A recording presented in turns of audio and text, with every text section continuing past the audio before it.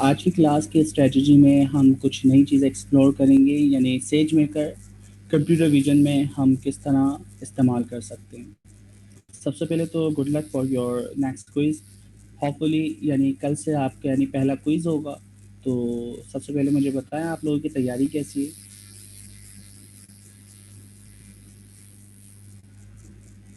जी दोस्तों, सबको मेरी आवाज़ आ रही है? यस सर, वालेकुम अस्सलाम। ग्रेट। सर तो 3 चैप्टर है ना? सॉरी, क्या चल रहा है? सर 3 चैप्टर थे ना क्विज में? हाँ, क्विज़ वन के अंदर हम जो यानी कवर करेंगे 3 चैप्टर कवर करेंगे। तो वो आप प्रिपेयर कर लें अपनी अच्छी तरह। उसमें कोई मुश्किल हो रही है या कोई भी सवाल है तो आप लोग ग्रुप में और इंडिविजुअल भी मुझसे डिस्कस कर सकते हैं। ठीक है? तो टोटली यानी जो क्वेश्चंस होंगे वो एमसीक्यूज बेस हैं, और होपफुली यानी उसमें यानी कोड वगैरह से रेलेवेंट वो कोड लिखा हुआ होगा कि ये कमांड क्या करती है। तो आपको कमांड भी पता होना चाहिए, लाइक कॉपी कमांड क्या करती है, किस तरह आप नॉर्मल यानी अपनी लोकल ड्राइव से S3 के ऊपर पुश वगैरह कर सकते हैं, यानी कॉपी पेस्ट कर सकते हैं। इस तरह की कुछ चीज़ें होंगी। Okay, great, perfect. ठीक है जी। कोई और क्वेश्चन क्यूज वगैरह से अवेलेबल हो, उसके बाद फिर हम अपने टॉपिक को स्टार्ट कर दें। सर एक सवाल ये है कि बुक नंबर जो पहली बुक है और जो सेकंड एडिशन है उन दोनों में ना काफी फर्क है। सेकंड एडिशन में काफी ढेर सारी एडिशन है, तो जो बहुत आएगा उसकी जो सारी एडिशन है वो शामिल की तो मुझे सेकंड एडिशन भी पसंद है। या जो कॉन्सेप्ट हैं वही सारे कॉन्सेप्ट हैं। ठीक है, तो कुछ डायग्राम वगैरह चेंज हुई हैं, कुछ न्यू सिंटैक्स मुतारिफ करवाएं तो वो चेंज हुए। तो मेरी रिकमेंडेशन ये है कि आप प्रिपरेशन जो करें सेकंड एडिशन से करें, लेकिन ये है कि एक दफ़ा आप गो थ्रू जो आपका फर्स्ट एडिशन है उसको भी देख लीजिएगा। ठीक है? ओके।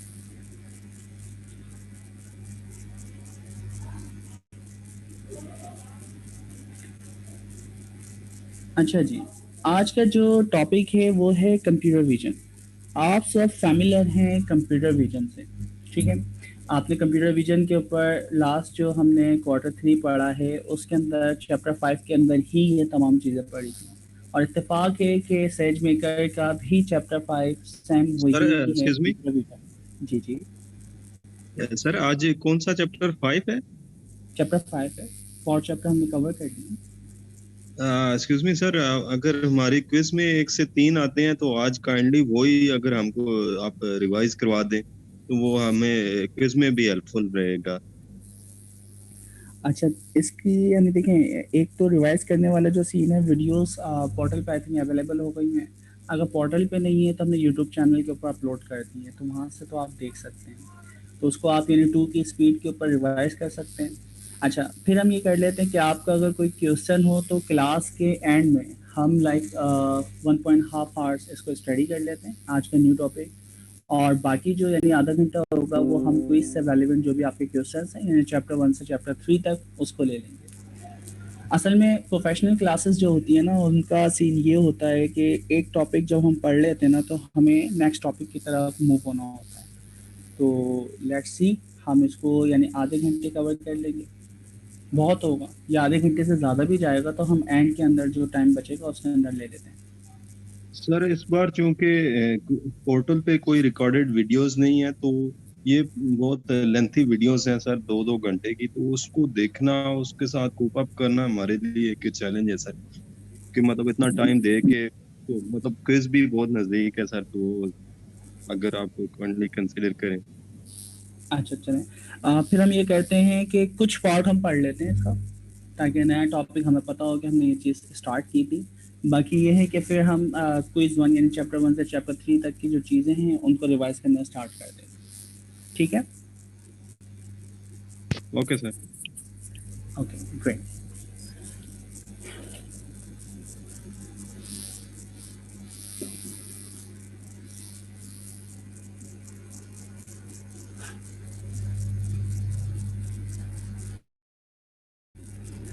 अच्छा जी, अब हम चैप्टर 5 के ऊपर बात करें तो यहाँ पे training CV model, CV for computer vision.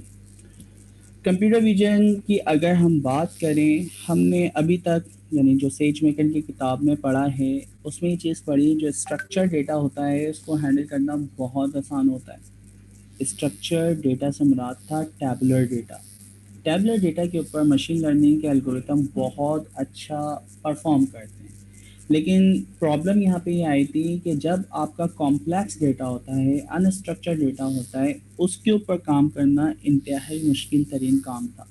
तो उस कॉम्प्लेक्स डेटा में एक डेटा टाइप हमारे पास किसकी है, इमेज की भी, ठीक है। इसी तरह ग्राफ डेटा होता है, इसी तरह हमारे पास और दूसरे डेटा सेट्स होते हैं जो कि कॉम्प्लेक्स डेटा टाइप्स के अंदर आते हैं। जी। सर हमारा चैप्टर 4 का आखिरी टॉपिक रह गया था, वो रैंडम कट फॉरेस्ट कुछ था ना। ओके। और फिर आपने कहा था वो पीसीए की जो है पीसीए के सिलसिले में भी हमारी एक डिस्कशन होनी थी सब बात। ठीक है। अच्छा, मुझे याद नहीं, मैं कंसिडर कर रहा था, आई थिंक हमने कवर कर लिया। नहीं वो तो नहीं किया तो गो थ्रू हम कर लेते हैं, कोई इतना मुश्किल तरीन काम नहीं है।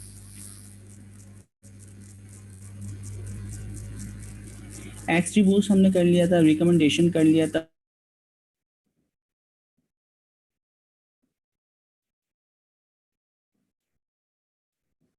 जी रिकमेंडेशन कर दिया था।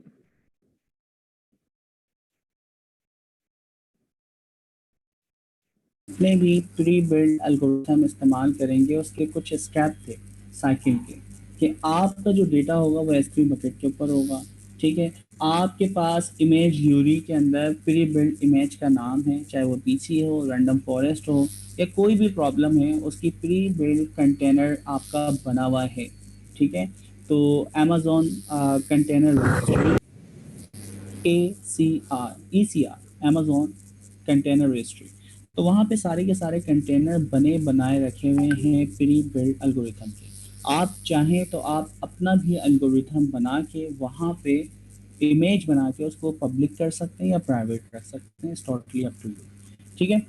तो साकिब ये है कि आपका जो डेटा है वो S3 बकेट में होगा, आपकी जो कंटेनर है वो ECR के अंदर होगी, वहाँ से आप इमेज को पुल करते हैं, उसकी यानी जो भी यानी ट्यून है डेटा है, वो डेटा की आप चीज़ें बताते हैं, कहाँ से इनपुट डेटा रहेगा और कहाँ पे मॉडल को सेव करेगा। तो इनपुट आउटपुट ये दो चीज़ें आप बताते हैं। उसके बाद आपकी जो कंटेनर का नाम है वो सबसे इम्पोर्टेंट होता है, जो इमेज यूरी से आप बताते हैं। मॉडल की ट्रेनिंग होती है, उसका एक इंस्टेंस हम बताते हैं, वो इंस्टेंस के ऊपर ट्रेनिंग होने के बाद वो इंस्टेंस ख़त्म हो जाता है और उसके बाद हम उसको डिप्लॉय करते हैं, उससे प्रिडिक्ट करवाते हैं, और फाइनली अगर वो इस्तेमाल में नहीं है तो आप उसको डिलीट कर दें, या आप पे फ़र्ज है, अदरवाइज आपके ऊपर चार्ज होते रहेंगे। ये साइकिल है आपके प्री बिल्ड एल्गोरिथम को इस्तेमाल करने का, ठीक है।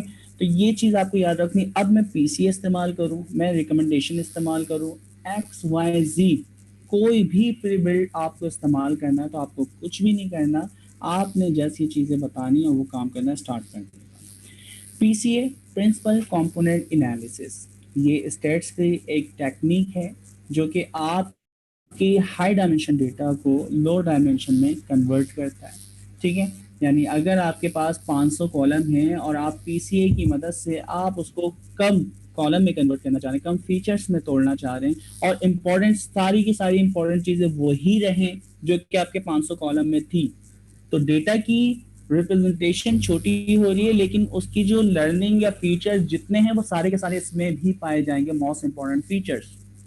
ये चीज़ समझ आ रही है पीसीए की कि चीज़ वही है, इम्पोर्टेंस वही है, लेकिन उसकी रिप्रेजेंटेशन जो है आपने जो बहुत बड़ी थी, हाई डायमेंशन में थी, आपने उसको लो डायमेंशन में कन्वर्ट कर देना, यानी आपका डेटा वही है और आपने उसको छोटा कर दिया।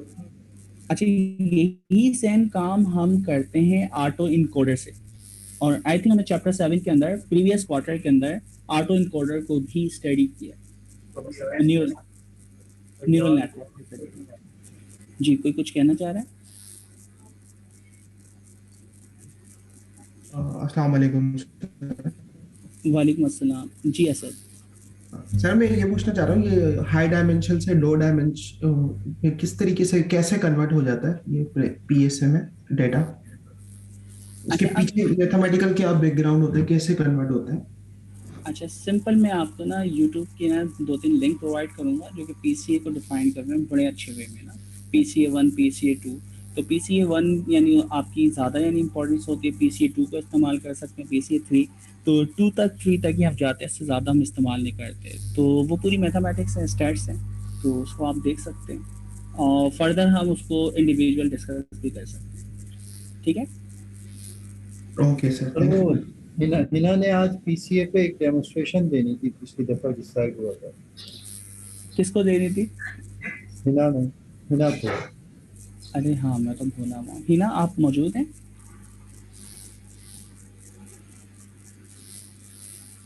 अच्छा, उनका तो इंटरनेट आज भी ख़राब होगा। सर शायद वो प्रॉब्लम आ गया हो आज कोई ना खास। चलो ठीक है, नो इशू। सही है, तो आप इसको देख लीजिएगा यार, यूट्यूब पे भरे पड़े और ये तो छोटे-छोटे टॉपिक हैं, ठीक है? जैसे कि आपने यानी वो पढ़ा था, क्या नाम है, बैक प्रोपेगेशन पढ़ा हुआ है, आपने ग्रेडियंट डिसेंट को पढ़ा हुआ है, तो उसी तरह का एक छोटा-सा टॉपिक है और आप इसको यूट्यूब से कवर कर सकते हैं, ठीक है? तो जैसा हमें एप्लीकेशन का पता होना चाहिए कि पीसीए क्या काम करता है। तो पीसीए हाई डायमेंशन को लो डायमेंशन में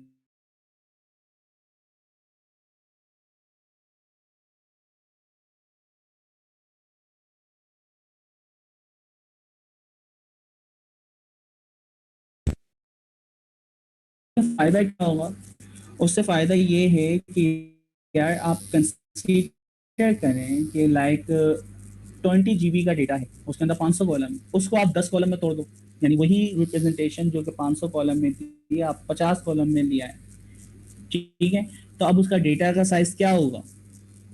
बढ़ जाएगा या कम होगा?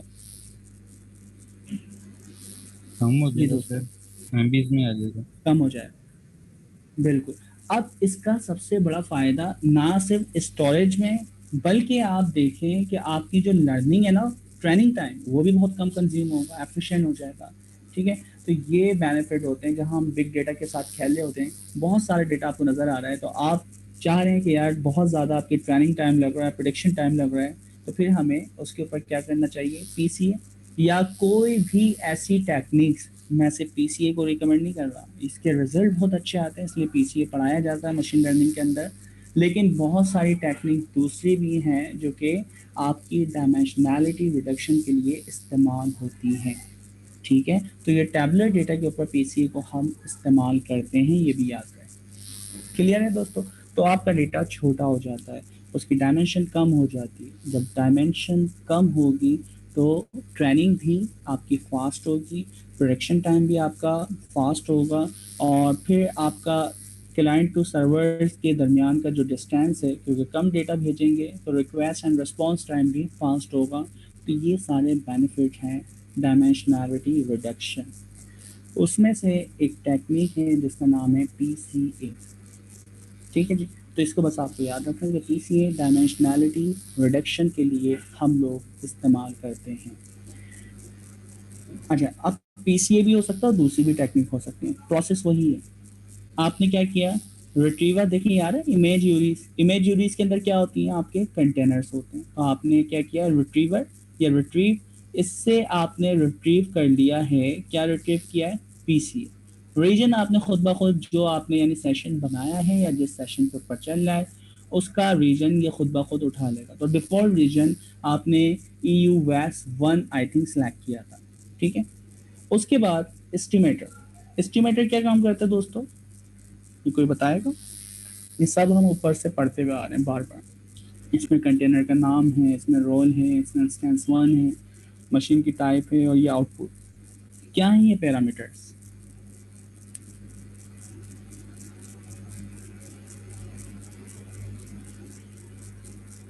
जी, सर एस्टिमेटर जो मालूम, जो जिस जिस जिस चीज को हमने फाइंड आउट करना है वो होगा।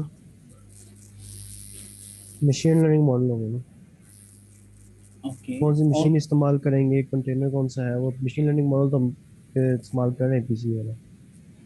ठीक है, सो बेसिकली हम क्या चाह रहे हैं कि यार ये जितना भी डेटा है ना, ये ट्रेन होगा। ट्रेन होने के लिए हमें AWS के ऊपर एक मशीन चलाना पड़ेगी जिसके ऊपर ट्रेनिंग होगी। तो हमने उस मशीन का एक इंस्टेंस बनाया, इसको हम कह रहे हैं पीसीए के नाम से हम कर रहे हैं इंस्टेंस की कॉन्फ़िगरेशन। सेज में का एस्टिमेटर ठीक है, उसमें जाओ, सबसे पहले कंटेनर, कौन सी इमेज इस मशीन में डालनी, तो आपके आप कंसीडर करें एक विंडो आपने सिर्फ यानी इंस्टॉल की है मशीन के अंदर, खाली मशीन, उसके अंदर सिर्फ ऑपरेटिंग सिस्टम इंस्टॉल है, तो आपने उसके अंदर सबसे पहले कंटेनर डाला, यानी आपने उसके अंदर पाइथन इंस्टॉल कर दिया। ठीक है, तो पाइथन, और पाइथन के अंदर एक मॉडल बना हुआ था, किसका, एक इमेज बनी हुई थी या उसमें इंस्टॉलेशन हुई हुई थी, पीसीए से अवेलेबल जो पैकेजेस आपको चाहिए, पिप इंस्टॉल पीसीए, सिंपल कंसीडर करना, तो पाइथन इंस्टॉल है और पिप इंस्टॉल से पीसीए की रेलिवेंट जो लाइब्रेरीज हैं वो सारे इंस्टॉल हो गए। तो एक मशीन बनी, उसके अंदर ऑपरेटिंग सिस्टम इंस्टॉल था, उसके अंदर आपने पीसीए से रेलिवेंट जो चीज़ें चाहिए थी वो चीज़ें इंस्टॉल कर ली। फिर उसके बाद ये जो मशीन बन रही है, तो आपके पास राइट्स होना चाहिए मशीन बनाने के लिए AWS के ऊपर, तो आपने कहा भाई ये मशीन मैं बनाऊंगा, ठीक है, लेकिन इस राइट से अगर आपके पास IM यूज़र के राइट्स हैं मशीन बनाने के AWS के ऊपर, तो आप बना सकते हैं, ये आपने रोल कहा कि मैं इससे लॉगिन होऊंगा और इसके ज़रिए मैं ये काम करूंगा। नेक्स्ट, आप इस टाइप की यानी जो आप कंटेनर बना रहे हैं, ऑपरेटिंग सिस्टम बना रहे हैं, कितनी मशीनें आपने कहा एक, जी कोई कुछ कह रहा है, काइंडली माइक्रोम्यूट कर लिएगा प्लीज। क्या नाम है, तो फिर आप मौजूद हैं? जी सर। ठीक है, मैं आपको को होस्ट बना रहा हूँ, तो किसी की वॉइस वगैरह है तो काइंडली देखिएगा। Okay sir. Thank you.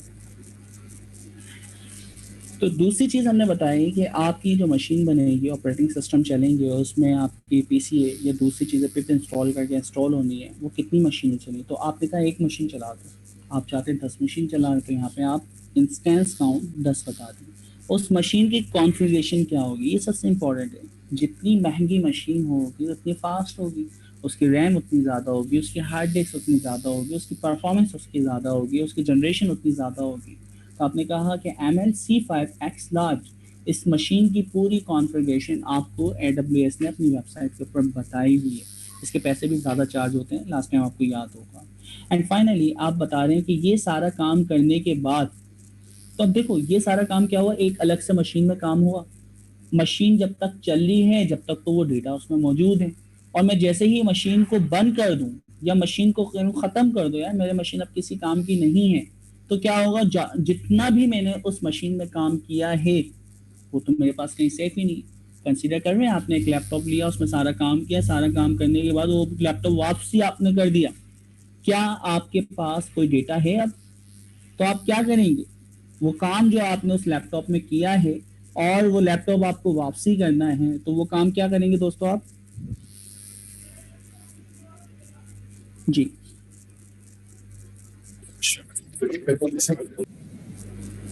अशर आपकी वॉइस थोड़ी सी उसको कॉपी कर लेंगे, उसको हम कॉपी कर लेंगे, ठीक है, तो कॉपी करने के लिए हमें ये चीज़ पता है कि हमारे पास स्टोरेज के लिए, कॉपी करने के लिए सारा काम AWS की एक सर्विस है जिसका नाम क्या है, S3। तो S3 के अंदर हम उसको कॉपी कर लेंगे। तो अभी साइकिल आपको समझ आया एस्टिमेटर का, जी दोस्तों, इसमें यस सर।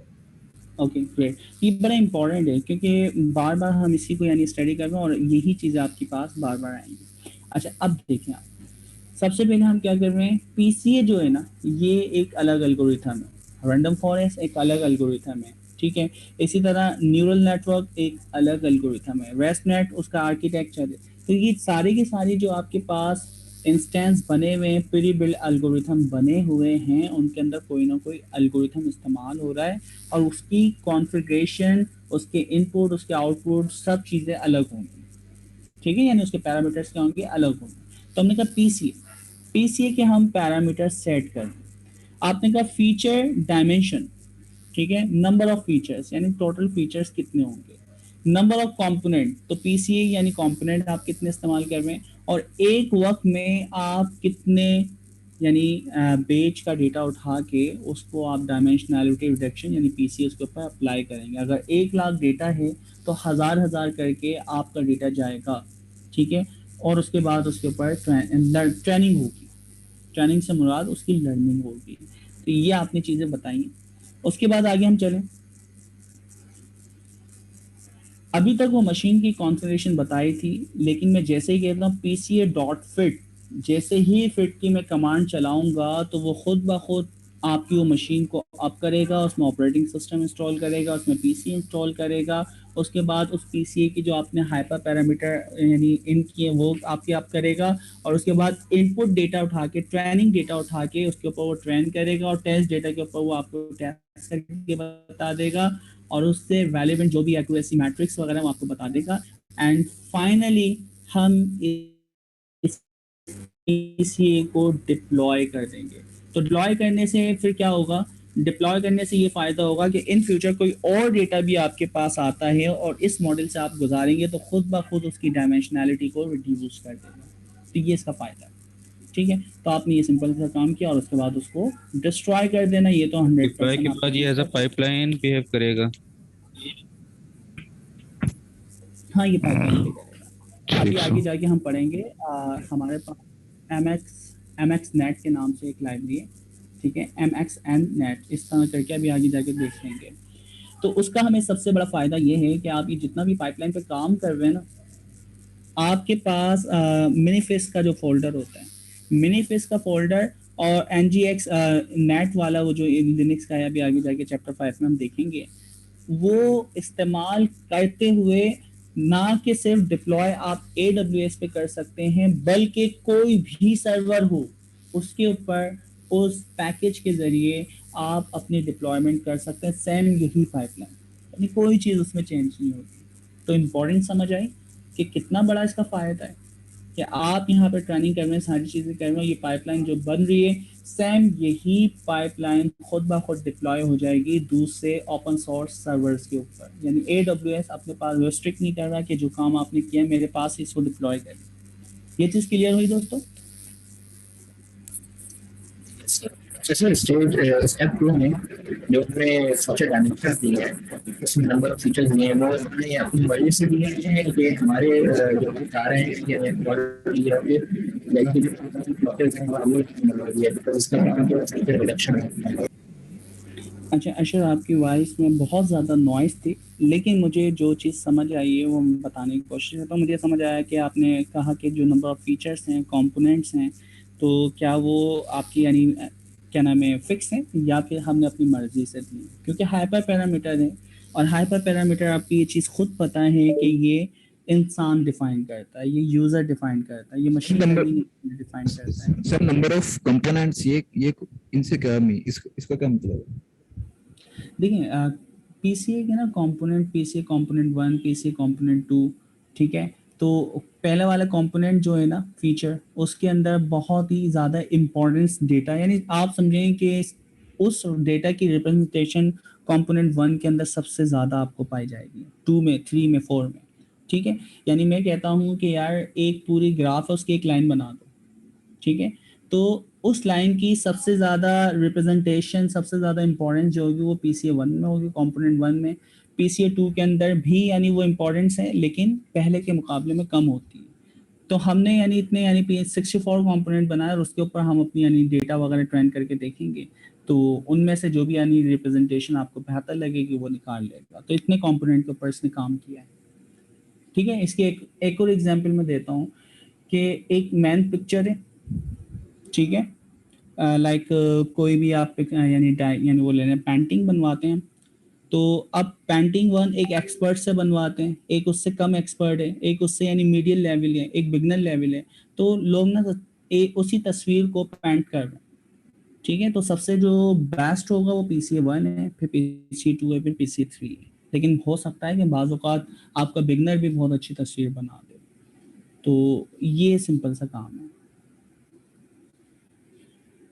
अच्छा, तो आपको सिंपल पता चल गया कि ट्रेनिंग डेटा और टेस्टिंग डेटा आपने डिफाइन किया हुआ है, और उसके बाद सीरियलाइज़र है। सीरियलाइज़र आपको पता है कि डिप्लॉयमेंट यानी जब आप कर देते हैं, आपसे इनपुट डेटा लेता है, पाइपलाइन से गुजारता है, नॉर्मलाइज, वो सारे के सारे जो आप चीज़ें प्री प्रोसेसिंग में अप्लाई करते हैं वो सारे प्रोसेस अप्लाई करता है, मॉडल से गुजारता है, मॉडल उसको प्रेडिक्ट करता है, प्रेडिक्ट करने के बाद वापसी उसको उसी फॉर्म में ले आता है जो फॉर्म में आपका डेटा होता है। तो सीरियलाइजर और डीसीरियलाइजर ये इस पे अप्लाई होता है, और कुछ भी नहीं है। तो ये डेटा को ही यानी चेंज कर रहा है। ठीक है वो। अच्छा, फिर हमारे पास था इनॉमली डिटेक्शन। टाइम सीरीज एक अलग ही दुनिया है और आई थिंक हमने डिस्कस भी किया था। अरीमा सरीमा, ठीक है, और भी यानी श्रीमैक्स और इस तरह करके आपके पास एल्गोरिथम है। तो ये एल्गोरिथम सिर्फ टाइम सीरीज डेटा के लिए स्पेसिफिक बनाए गए हैं। जिस तरह मशीन लर्निंग एक अलग फील्ड है, एनएलपी एक अलग फील्ड है, इसी तरह टाइम सीरीज भी एक अलग फील्ड है। अच्छा, अब न्यूरल नेटवर्क से भी हम टाइम सीरीज के ऊपर काम कर सकते हैं, या मशीन लर्निंग के कुछ एल्गोरिथम है उनसे आप काम कर सकते हैं। तो टाइम सीरीज का मतलब क्या है? अच्छा देखिए, न्यूरल नेटवर्क ये कहता है, जैसे कि एलएसटीएम, जीआरयू वगैरह आपने इस्तेमाल भी किया हुआ है, वो ये कहता है कि डेटा ज्यादा होगा तो अच्छा परफॉर्म करूंगा। ऐसा ही है, न्यूरल नेटवर्क की तो खासियत ही यही है कि ज्यादा यस डेटा सर, हो। यस अच्छा, सर। अब जब आपके पास सिर्फ 1 साल का डेटा है और मंथली बेस के ऊपर, या चले 2 साल का डेटा है मंथली बेस के ऊपर, एमओएम, हर मंथ के एंड के अंदर टोटल आपको प्रॉफिट कितना हो रहा है, दूसरे मंथ में, तीसरे मंथ में, चौथे मंथ में, ठीक है। तो जब आपके पास सिर्फ और सिर्फ कितने महीने का डेटा है, लाइक 24 यानी इनपुट पॉइंट्स हैं, यानी 2 साल का डेटा आपके पास मौजूद है, इसके ऊपर आपका न्यूरल नेटवर्क इतना अच्छा परफॉर्म नहीं करेगा, ठीक है। टाइम सीरीज से यही काम आप करें तो आपकी बेहतर प्रिडिक्शंस आ सकती हैं और बहुत अच्छे रिजल्ट आते हैं। अब ये डिपेंड करता है आपके इनपुट फीचर्स क्या क्या हैं, ठीक है, लेकिन टाइम सीरीज जो है वो आपको बहुत अच्छा परफॉर्म करके देता है। उसकी टेक्निक्स हैं, अरीमा बहुत ज़्यादा इस्तेमाल होता है, तो आप टाइम सीरीज में कम से कम इस एल्गोरिथम को देख लें, स्टडी कर लें ये काम कैसे करता है। बताने का मकसद ये है कि इसके ऊपर यार बहुत ज़्यादा काम होता है। हम क्योंकि डीप लर्निंग और डिप्लॉयमेंट इस तरफ ज़्यादा फोकस कर रहे हैं, लेकिन इन फ्यूचर आपको ये बातें याद आएंगी कि किसी ने बताया था कि अरीमा और टाइम सीरीज की कम्बिनेशन बड़ी अच्छी है, तो इसको आप एक नज़र देख लीजिएगा। इसके ऊपर अगर आपकी कमांड हो जाती है तो आप कहीं पे भी टाइम सीरीज के ऊपर प्रिडिक्ट करवा सकते हैं। इसकी मैं एग्जांपल सिंपल दे देता हूँ। देखें, बैंकिंग सेक्टर के अंदर होता क्या है कि टाइम की बेस पे मैं ये डिसाइड करना चाह रहा हूँ किसका डिपॉजिट कम हो सकता है, कौन ट्रांजैक्शन नहीं कर सकता, और भी बहुत सारी चीज़ें हैं। तो मुझे अगर ये पता चल जाए कि यार ये 3 महीने बाद ये बंदा हमारे बैंक से अकाउंट को क्लोज करवा सकता है, तो उसकी बहुत सारी वजूहात हो सकती हैं, तो मैं वो वजूहात फाइंड करने की कोशिश करूंगा कि इसको रिटर्न कैसे करें। तो चर्न एनालिसिस आपने की कि कौन जा सकता है और उसको कैसे रोका जा सकता है, और टाइम सीरीज से बहुत अच्छे तरीके से कर सकते हैं। इंपॉर्टेंस समझ आई दोस्तों? एमवीसी की हमने बात की थी, मोस्ट वैल्यूएबल कस्टमर। अगर एक कस्टमर हमारा अगर जाता है बैंक को कितना नुकसान हो सकता है, तो दूसरे बंदे को आप नहीं देखें, लेकिन time series prediction churn analysis जो है एमवीसी कस्टमर के ऊपर बहुत इंपॉर्टेंट है। तो अगर हमारा एमवीसी कस्टमर जा रहा है तो हम उसको हर हाल में रोकने की कोशिश करेंगे। ठीक है दोस्तों, क्लियर है ये चीज? Yes sir. अच्छा जी, ठीक है, नेक्स्ट मूव होता है टाइम सीरीज डेटा। आपने देख लिया, टाइम सीरीज डेटा में कुछ भी नहीं होता, टाइम होता है, आपकी वैल्यू है, ठीक है, और कौन सा क्लाइंट इसको यानी परफॉर्म कर रहा है। तो ये सिंपल सा डेटा इन्होंने रखा हुआ है, और आपके और भी कॉलम्स हो सकते थे। किस क्लाइंट ने किस टाइम के ऊपर कोई सी चीज़ परचेज की है, उसकी कीमत क्या है, ठीक है, ये हो सकता है। तो हर क्लाइंट मुख्तलिफ टाइम के ऊपर चीज़ें परचेज करता है, मंथ में, ईयर में। तो मुझे अगर उसका पैटर्न पता चल गया कि अब ये कौन सी चीज़ नहीं, कब हमारी वेबसाइट पर आके कोई वैल्यू या कोई चीज़ परचेज करेगा, तो उसके ऊपर आप काम कर सकते हैं, ये प्रेडिक्शंस वगैरह। अच्छा, इसके अंदर क्या आ रहा है कि इनॉमली इनॉमली का मतलब क्या है? हमें ये फाइंड करना है कि कौन सा कस्टमर फ्रॉड कर सकता है, ठीक है, या किस कस्टमर के साथ फ्रॉड हो सकता है।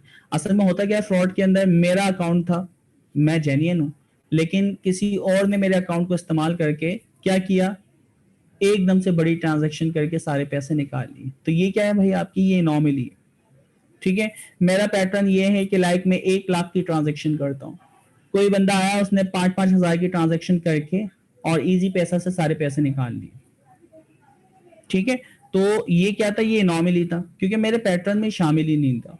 तो इस तरह की चीजें जो हैं वो टाइम सीरीज से, या फिर मैं दूसरी बात कर रहा हूँ किससे, एनॉमली डिटेक्शन एल्गोरिथम वगैरह से भी हम फाइंड कर सकते हैं, क्योंकि अभी हम टाइम सीरीज के ऊपर एनॉमली डिटेक्शन फाइंड करना चाह रहे हैं। तो उसके अंदर हम देखते हैं कि इन्होंने कौन सा एल्गोरिथम वगैरह इस्तेमाल किया है। सिंपल डेटा है, विजुअलाइजेशन लाइब्रेरी है, आपने अपने डेटा को नंबर में कन्वर्ट कर दिया है, ठीक है, वैल्यू को, क्योंकि वो आपकी स्ट्रिंग वैल्यू थी, ऑब्जेक्ट टाइप थी।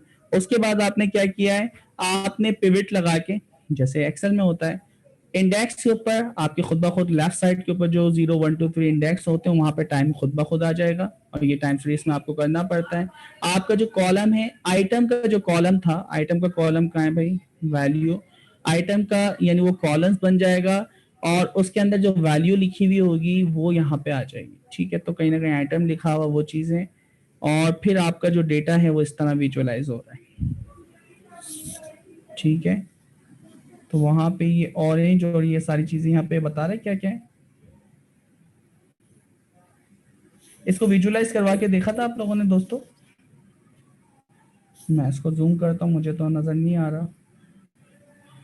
400% जूम के बाद नजर आ रहा है, ठीक है। क्लाइंट आइटम, ठीक है, क्लाइंट, क्लाइंट के नाम आ रहे हैं, क्लाइंट 10, क्लाइंट 11, क्लाइंट 12, 3 क्लाइंट्स हैं। तो 3 क्लाइंट्स का डेटा है टाइम सीरीज के ऊपर, जो उन्होंने मुख्तलिफ आइटम्स वगैरह, यानी ये सारे आइटम्स के अंदर आ रहे थे, और मुख्तलिफ टाइम के ऊपर मुख्तलिफ क्या कर रहे हैं, ये चीज़ें का पैटर्न चल रहा है, ठीक है। जैसे ऑरेंज कलर है, क्लाइंट 1, इसने इस ड्यूरेशन के दरमियान कोई चीज़ नहीं खरीदी, यहाँ से इसने चीज़ें खरीदना स्टार्ट करी, और यहाँ पे ये ऑरेंज कलर का पैटर्न चल रहा है, ठीक है। अच्छा, अब यहाँ पे अगर देखा जाए, आपको इनॉमली कुछ लग रहा है?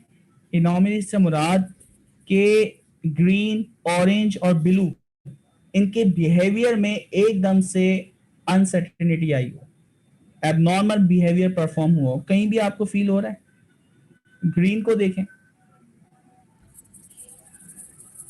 Yes sir. ठीक है। तो 2014 यहाँ फील हो रहा है, 325 पे ये बिलो आ रही है वैल्यू, ये ठीक है, नॉर्मली होगी यहाँ। हाँ बिल्कुल, 2014 25 मार्च को यहाँ पर कुछ एनॉमली हुई है, क्योंकि इसका पैटर्न जो होता है नॉर्मली, अगर मैं इसका एवरेज देखता हूँ तो ये लाइक 30 रुपए से ज्यादा ट्रांजेक्शन करता था, ठीक है, $30 से, लेकिन इसने एकदम से यहाँ पे कम ट्रांजेक्शन करी, ठीक है। तो ये नॉर्मली आपने फाइंड किया। और कहीं नॉर्मली आ रही है जी, और कहीं नॉर्मली आ रही है, ऑरेंज में, ब्लू में, ठीक है। तो इनॉमली हम ये फाइंड कर रहे हैं और इसको फिर हम ट्रेन करवाना चाह रहे हैं, तो ये इनॉमली डिटेक्शन आपके पास होती है। अच्छा, अभी तो खैर मैंने देख के डेटा को ना विजुअलाइजेशन टेक्निक के इसको फाइंड किया कि भाई इनॉमली है भी या नहीं। अच्छा, अब हम देखते हैं कि टाइम सीरीज वगैरह से ये चीजें वो खुद ब खुद किस तरह आइडेंटिफाई करेगा। तो आप यहाँ पे देखें भाई, क्लाइंट 1 2, क्लाइंट 1 2 कौन सा था? सबसे पहले वाला ब्लू वाला, ठीक है। तो क्लाइंट 1 2 इन्होंने निकाला है, उसमें क्या किया है, इसका जो आइटम है उसके कॉलम के नाम को, टाइम को क्या कर दिया इन्होंने, ड्रॉप कर दिया है, और उसके बाद एक्सेस 1, इसका मतलब है वो 2 कॉलम इन्होंने डिलीट कर दिए। तो सिर्फ और सिर्फ इनके पास डीएफ के अंदर क्या बचा दोस्तों, वैल्यूज, ठीक है। वैल्यूज को इसने मल्टीप्लाई बाय 100 कर दिया, मे बी उस वक्त कुछ कन्वर्जन रेट है, तो 100 से इन्होंने क्या किया, मल्टीप्लाई किया, और उसके बाद इंटीजर में कन्वर्ट कर दिया, एंड फाइनली उसको इन्होंने प्रिंट करवाया। तो ये, अच्छा, क्योंकि डेटा के अंदर शायद मेंशन होगा कि वो डिवाइडेड बाय 100 है, ठीक है। तो आपके $3800 को उन्होंने 100 से डिवाइड किया हुआ था, तो वो जो आपके पास $3.8 आ रहे थे वो इस तरह आ रहे थे, कहीं हमने दिखाया था 38.39, ठीक है। तो यहाँ पे इन्होंने बताया हुआ होगा किलोमीटर से आवर्स, तो ये आपके पास कंजप्शन हो रही थी, ठीक है। फ्यूल वगैरह की कंजप्शन हो सकती है। डेटा है क्या, डेटा के बारे में लिखा हुआ, ये देखें,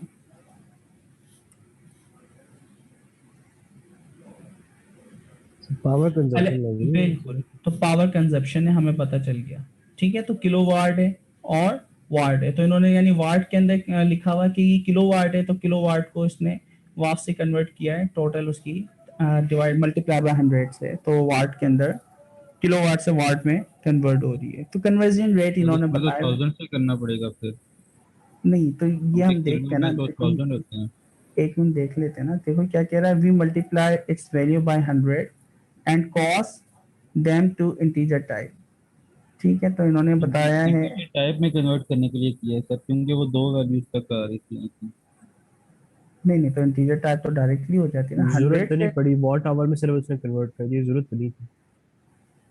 नहीं तो मल्टीप्लाई बाय 100 क्यों किया? इंटीजर में कन्वर्ट करने के लिए तो नहीं करेंगे यार। To issue data set kilowatt में तो इंटीजर में 1000 सेट वाट करो। होते हैं ना, वो किलो वाट अगर किया जाता तो फिर तो 1000 से मल्टीप्लाई करना चाहिए था। किलो का मतलब सही 1000 कह ही रहे है। हो। ठीक है, ओनली ट्रेन मॉडल सिंगल से यार, दैट्स द बहुत प्रॉब्लम बाइंड अस। अच्छा, इसने कहीं बताया है सिर्फ ये मल्टीप्लाई 100 का करने का बोल रहा है, ठीक है, क्यों बोल रहा है ये चीज इसने यहाँ पे डिफाइन नहीं करी। अच्छा, वो आपको पता है कैसे पता चलेगी कि क्यों इसने 100 से? क्योंकि देखें डेटा साइंस तो जब लगाने इंटीजर में से कन्वर्ट करते हैं तो फ्लोट वाले फिर ड्रॉप हो जाएंगे अगर डायरेक्ट हम इंटीजर में कन्वर्ट करेंगे तो, एस टाइप इंटीजर करेंगे तो सर फ्लोट उसने से बाय इंटीजर वाले ड्रॉप हो जाएंगे, शायद से 100 से मल्टीप्लाई किया है। नहीं तो हम तो फिर फ्लोट कर देते हैं। अब वो वैल्यू की रिप्रेजेंटेशन चेंज हो गई ना, पहले पॉइंट से पहले यानी आपके पास 38 रुपए थे, अब वो 3800 बता रहा है, तो मल्टीप्लाई बाय 100 करने से चेंजिंग आ रही है। ठीक है, तो वो चेंजिंग क्यों आ रही है यहाँ पे हम देखते हैं ना, earlier consumption the power consumption value in kilowatt per hour. ठीक है, तो ये क्या कर रहे हैं, क्लाइंट आईडी की बेस के ऊपर है, using matplotlib quick idea look like, ये हमने देख लिया था। डॉट शोइंग 3 सीरीज, 3 डिफरेंट हमारे पास क्लाइंट्स हैं, उनका डेटा हमने देखा है, वो रिप्रेजेंट करवा दिया हमने। 2 इश्यूज हैं, time series RCF only trend model not single series. ठीक है, हमारे पास जो आरसीएफ है वो सिंगल कॉलम के ऊपर ट्रेन होता है। वो अच्छा, उसने फिर ये लिखा हुआ है कि रिक्वायर्ड इनको इंटीजर इंटीजर वैल्यू वैल्यू। चाहिए। ठीक है जी।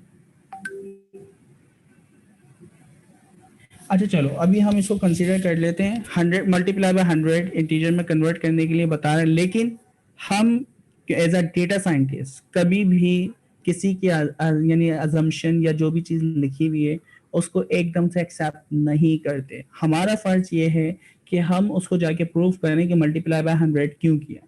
ठीक है, तो इसने हमें 2 प्रॉब्लम बताई। पहली प्रॉब्लम ये है कि आपका CRF जो एल्गोरिथम है वो हमेशा एक सीरीज यानी एक कॉलम पे क्या होता है, ट्रेन होता है। ठीक है, दूसरी चीज इसने बताई कि आपके पास क्या है, आपका जो डेटा है वो फ्लोट में, उसको इंटीजर में करना है। ठीक है, तो ये 2 काम करने हैं, उसके लिए हमने ये 2 काम किए। सिर्फ आपने देखें क्लाइंट नंबर 1 2 जो है उसका डेटा उठाया डीएफ के अंदर। सर आरसीएफ ठीक है, ये मोड, सर आरसीएफ ये एल्गोरिथम। जी जी, यही तो एल्गोरिथम हम परफॉर्म कर रहे हैं, इसका नाम ये लिखा हुआ है ना, ये आ रहा है random cut forest, yes sir, ठीक है ठीक है। आरसीएफ। ठीक है, तो आरसीएफ है, आरसीएफ रैंडम कट फॉरेस्ट, ये एल्गोरिथम है जो कि नॉर्मली डिटेक्शन के लिए इस्तेमाल होता है। अच्छा, अब इसने क्या किया भाई देख लेते हैं। डीएफ के अंदर आइटम जो है सिर्फ क्लाइंट जो है 1 2 का डेटा लिया है, बाकी जो उसके 2 कॉलम थे उनको वहां से इसने ड्रॉप करके इसको क्या कर दिया, अपडेट कर दिया है। अच्छा, अब आपके पास सिर्फ डीएफ के अंदर सिर्फ नंबर्स हैं, तो आपने उनकी वैल्यूज को DF dot values is equal to multiply by वो वैल्यूज नंबर एरे से निकाल के और उसको मल्टीप्लाई कर दिया 100 से हर एक वैल्यू को। उसके बाद उसी को आपने नंबर में कन्वर्ट कर दिया है इंटीजर 32 के अंदर और हेड लगा के देखा तो ये कन्वर्ट हो गया। ठीक है, तब उसने राउंड किया है, इंटीजर में कन्वर्ट किया है, ओके। अच्छा, अब ये क्या कर रहा है, सिर्फ we plot it again, check it expected not large drop right, step 2000 highlight the box, okay.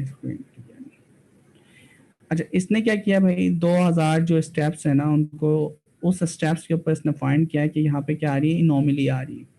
क्यों? क्योंकि इसका बिहेवियर जो होता है एवरेज 2400 से ऊपर ये ट्रांजैक्शन करता था, ये एवरेज 2500 ट्रांजैक्शन करता था, लेकिन एकदम इसने लाइक 900 रुपए की ट्रांजैक्शन की या 10 रुपए की ट्रांजैक्शन की, तो यहाँ पे इसकी इनॉर्मली आया है। अब यही सारा काम, क्योंकि एक डेटा पे आपने काम किया है, 3 क्लाइंट के ऊपर डेटा देखा है, बेशुमार हमारे पास क्लाइंट्स हैं, उनके ऊपर ये काम करना है, तो आप कैसे करेंगे ये सारा काम, यहाँ पे आपको बताया गया है, इनॉर्मली को फाइंड करना। और प्री बिल्ड है भाई, सारी की सारी चीज़ इसमें पहले से मौजूद हैं। तो आपने क्या किया, सेज मेकर सेशन बकेट बनाए, आपने कहा इलेक्ट्रिसिटी के डेटा पे आप काम कर रहे हैं, और इलेक्ट्रिसिटी का डेटा इन्होंने यानी वहाँ से डेटा डाउनलोड किया हुआ है, उसके हेडर और उसके इंडेक्स ख़त्म कर दिए, तो सिंपल मैट्रिक्स बची है।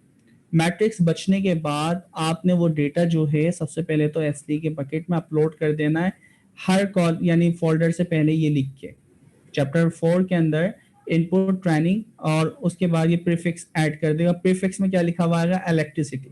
तो electricity input training, electricity training के बाद टेस्ट और इस तरह की जितनी भी चीज़ें होंगी वो फोल्डर आप बना सकते हैं। इस पर्टिकुलर फोल्डर में जाके CSV फाइल को ये अपलोड कर देगा। ट्रेनिंग चैनल हमने यहाँ पे बता दिया है। फोल्डर खुद ब खुद बना देगा कि हमें पहले फोल्डर बनाना पड़ेगा? अच्छा नुमान, ये ना जब हम सेशन के थ्रू ये लिखते हैं ना तो ये खुद ब खुद बना देता है S3 में जाके। ठीक है, यहाँ पे हमारा सबसे बड़ा फायदा ही यही है कि हम कोड से लिख के बता रहे हैं आर्किटेक्चर क्या होगा, स्ट्रक्चर क्या होगा हमारे काम करने का, और वो वहाँ पे जाके बिल्ड कर देता है। तो ये इसका सबसे बड़ा फायदा है। ठीक है, तो ये आपके फोल्डर खुद बना देगा। ट्रेनिंग चैनल भी हमें पता है कि ट्रेनिंग चैनल क्या है, और दूसरा हमारे पास होता है आउटपुट चैनल। आउटपुट चैनल क्या होता है दोस्तों? जहाँ पे हमारा काम होने के बाद डेटा को सेव कर दिया जाएगा, जैसे ऊपर था। ठीक है, कैट एंड डॉग के मैनिफेस्ट अंदर फाइल या वगैरह जहाँ सेव होगी। जी, मैनिफेस्ट फाइल हमारी जहाँ पे सेव होगी सारी मैन इंफॉर्मेशन। अच्छा, ये हो गया।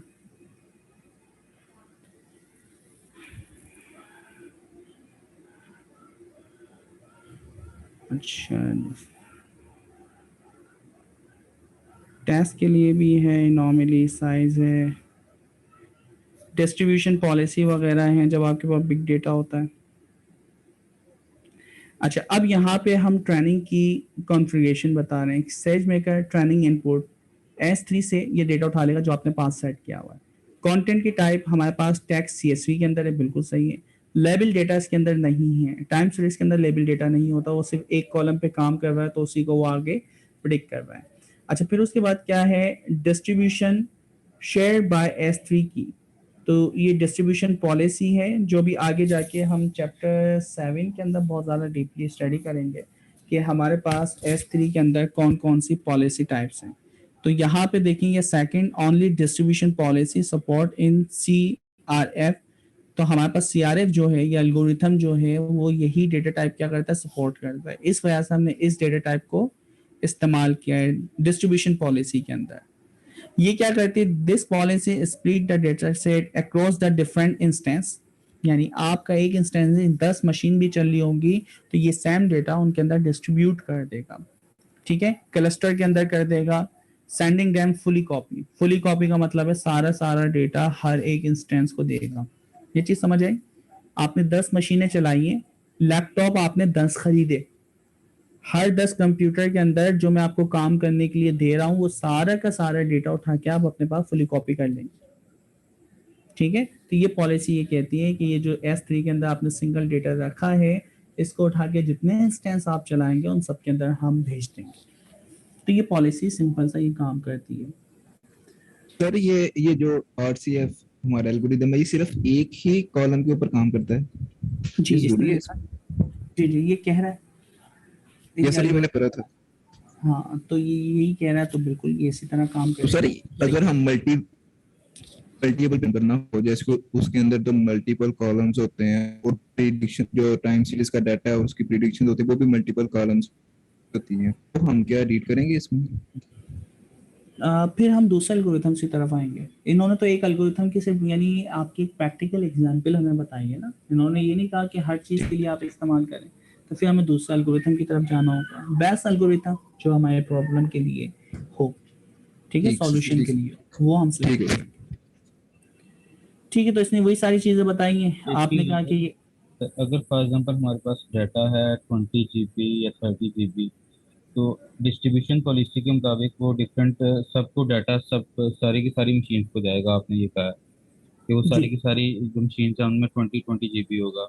आपने तो वैसे पहले ये बताया था कि मतलब ना डिस्ट्रीब्यूटेड ट्रेनिंग का फायदा ये होता है कि कुछ डाटा एक ट्रेन पे एक जो हम मशीन पे ट्रेन हो रहा होता है, कुछ दूसरी मशीन पे ट्रेन हो रहा होता है, इस तरह हमारी ट्रेनिंग जो है वो फास्ट हो जाती है। तो जी इसमें नुमान, काइंडली ये क्लियर कर बिल्कुल बिल्कुल बिल्कुल बिल्कुल नुमान। असल में ये पॉलिसी टाइप है ना डिस्ट्रीब्यूटेड, जो क्लस्टर के ऊपर आप डेटा भेज रहे हैं तो किस तरह भेज रहे हैं, ठीक है। तो हमारे पास ये पर्टिकुलर डिस्ट्रीब्यूटेड की ही टाइप है, डिस्ट्रीब्यूशन पॉलिसी है जिसका नाम है शेयर्ड बाय S3 की। ये policy split the data across the different instance. अच्छा देखें, स्प्लिट कर देता है, ठीक है। स्प्लिट का मतलब ये है कि वो तोड़ देता है। इन ट्रेनिंग क्लस्टर, आपके जितनी भी ट्रेनिंग का क्लस्टर्स हैं, यानी 5 कंप्यूटर मिलके एक क्लस्टर बनाए तो उनके दरमियान वो डिस्ट्रीब्यूट कर देगा क्लस्टर के अंदर instead of sending them fully copy, ठीक है। तो बिल्कुल ये मेंशन यही कर रहा है कि डिस्ट्रीब्यूटेड पॉलिसी के तहत फुली कॉपी नहीं करेगा, ये इसको तोड़ तोड़ के ही भेज रहा है, ठीक है। तो ये शेयर बाय ये भी वही डिस्ट्रीब्यूटेड वाला ही काम कर रहा है, ठीक ठीक है। ठीक समझ आया। फुली कॉपी नहीं करना। Thank you. अच्छा जी, तो हमारे पास और भी पॉलिसी हैं, उनके अंदर बाज़ औक़ात हमें यानी एक तो ये डिस्ट्रीब्यूटेड वाला काम है कि आपका जो एक क्लस्टर है, एक क्लस्टर एक नंबर ऑफ ग्रुप नेटवर्क जिसमें उसमें कंप्यूटर कनेक्ट है उसको हम क्लस्टर कह रहे हैं। 5 कंप्यूटर उसमें कनेक्ट हैं तो वो 5 कंप्यूटर का एक नेटवर्क है, उस नेटवर्क को हम कह रहे हैं क्लस्टर। तो उसके अंदर आप पूरा डेटा यानी एक मशीन में दें या फिर आप उसको तोड़ के दे दें। ज़ाहिर बात है कि हम डिस्ट्रीब्यूटेड ट्रेनिंग पॉलिसी जब ही इस्तेमाल करते हैं जब हमारे पास बिग डेटा होता है, हम उसको एक मशीन से हैंडल नहीं कर पाते, तो फिर हम उसको डिस्ट्रीब्यूटेड के ऊपर लाते हैं, ठीक है। तो अब यहाँ पे आप देख लें कि क्या हो रहा है कि SageMaker ट्रेनिंग इनपुट को आप सेट कर रहे हैं, S3 डेटा जो उठाएगा वो इस पाथ से उठा लेगा, वेरिएबल ऊपर आपने डिफाइन किया हुआ है, ठीक है। ट्रेनिंग डेटा पाथ, वहाँ से डेटा उठा लिया, वहाँ पे जो डेटा की टाइप है वो आपके पास क्या है, CSV या टेक्स्ट फॉर्म के अंदर है। फिर उसका जो लेवल साइज है, क्योंकि लेवल उसमें है ही नहीं तो वो आपने बता दिया। और यहाँ पे आपके पास डिस्ट्रीब्यूशन की पॉलिसी की टाइप है वो आपने बता दी। RCF डेटा, उसका सिर्फ ट्रेनिंग आपने बताया, टेस्टिंग वाला भी काम नहीं किया। फिर वही एस्टिमेटर बनेगा। ओके, कुछ कह रहा है कुछ? सर वालेकुम अस्सलाम। अच्छा सर, ये जो 100 वाला है ये वो वाला फार्मूला तो नहीं है मिनिमम मैक्सिमम नॉर्मलाइजेशन जिसमें करते हैं कि हर ईच डेटा वैल्यू को हम कन्वर्ट करते हैं बिटवीन 0 एंड 100 के बीच में लाते हैं सर? नहीं, वो तो जब होगा कि जब मुझे पता है कि ये सारे नंबर 100 के दरमियान ही थे। जैसे सर जो वैल्यू होती है उसको मिनिमम से माइनस करके और मैक्सिमम और मिनिमम वैल्यू को उस पर डिवाइड करके 100 से मल्टीप्लाई करते हैं सर, ये वो वाला तो नहीं लगा हुआ? मोस्ट प्रोबेबली हो सकता है, ठीक है। मैं इसका कंफर्म नहीं हूँ, उसकी वजह ये है कि हमें ये डेटा सेट जाके देखना होगा कि वहाँ से जो डेटा इन्होंने उठाया है वो डेटा पहले यानी किस फॉर्म में इनकोड हुआ है। अगर वो नॉर्मलाइज हुआ हुआ डेटा है तो इन्होंने फिर इसको डी नॉर्मलाइज किया, वापसी रियल फैक्टर में लाए, ठीक है। अब जैसे देखिए हमारे पास इमेज है ना, इमेज की वैल्यू कहाँ से कहाँ तक होती है, 0 से लेके 255, ठीक है। तो अगर आप उसको भी नॉर्मलाइज करना चाहते हैं तो आप क्या करते हैं, हर नंबर को 255 से डिवाइड कर देते हैं, तो अब हर वैल्यू 1 और 0 के दरमियान आ जाती थी। स्केल उसका छोटा कर दिया, नॉर्मलाइज ही आपने किया था, याद है ये काम किया हुआ आपने कंप्यूटर विजन में भी किया।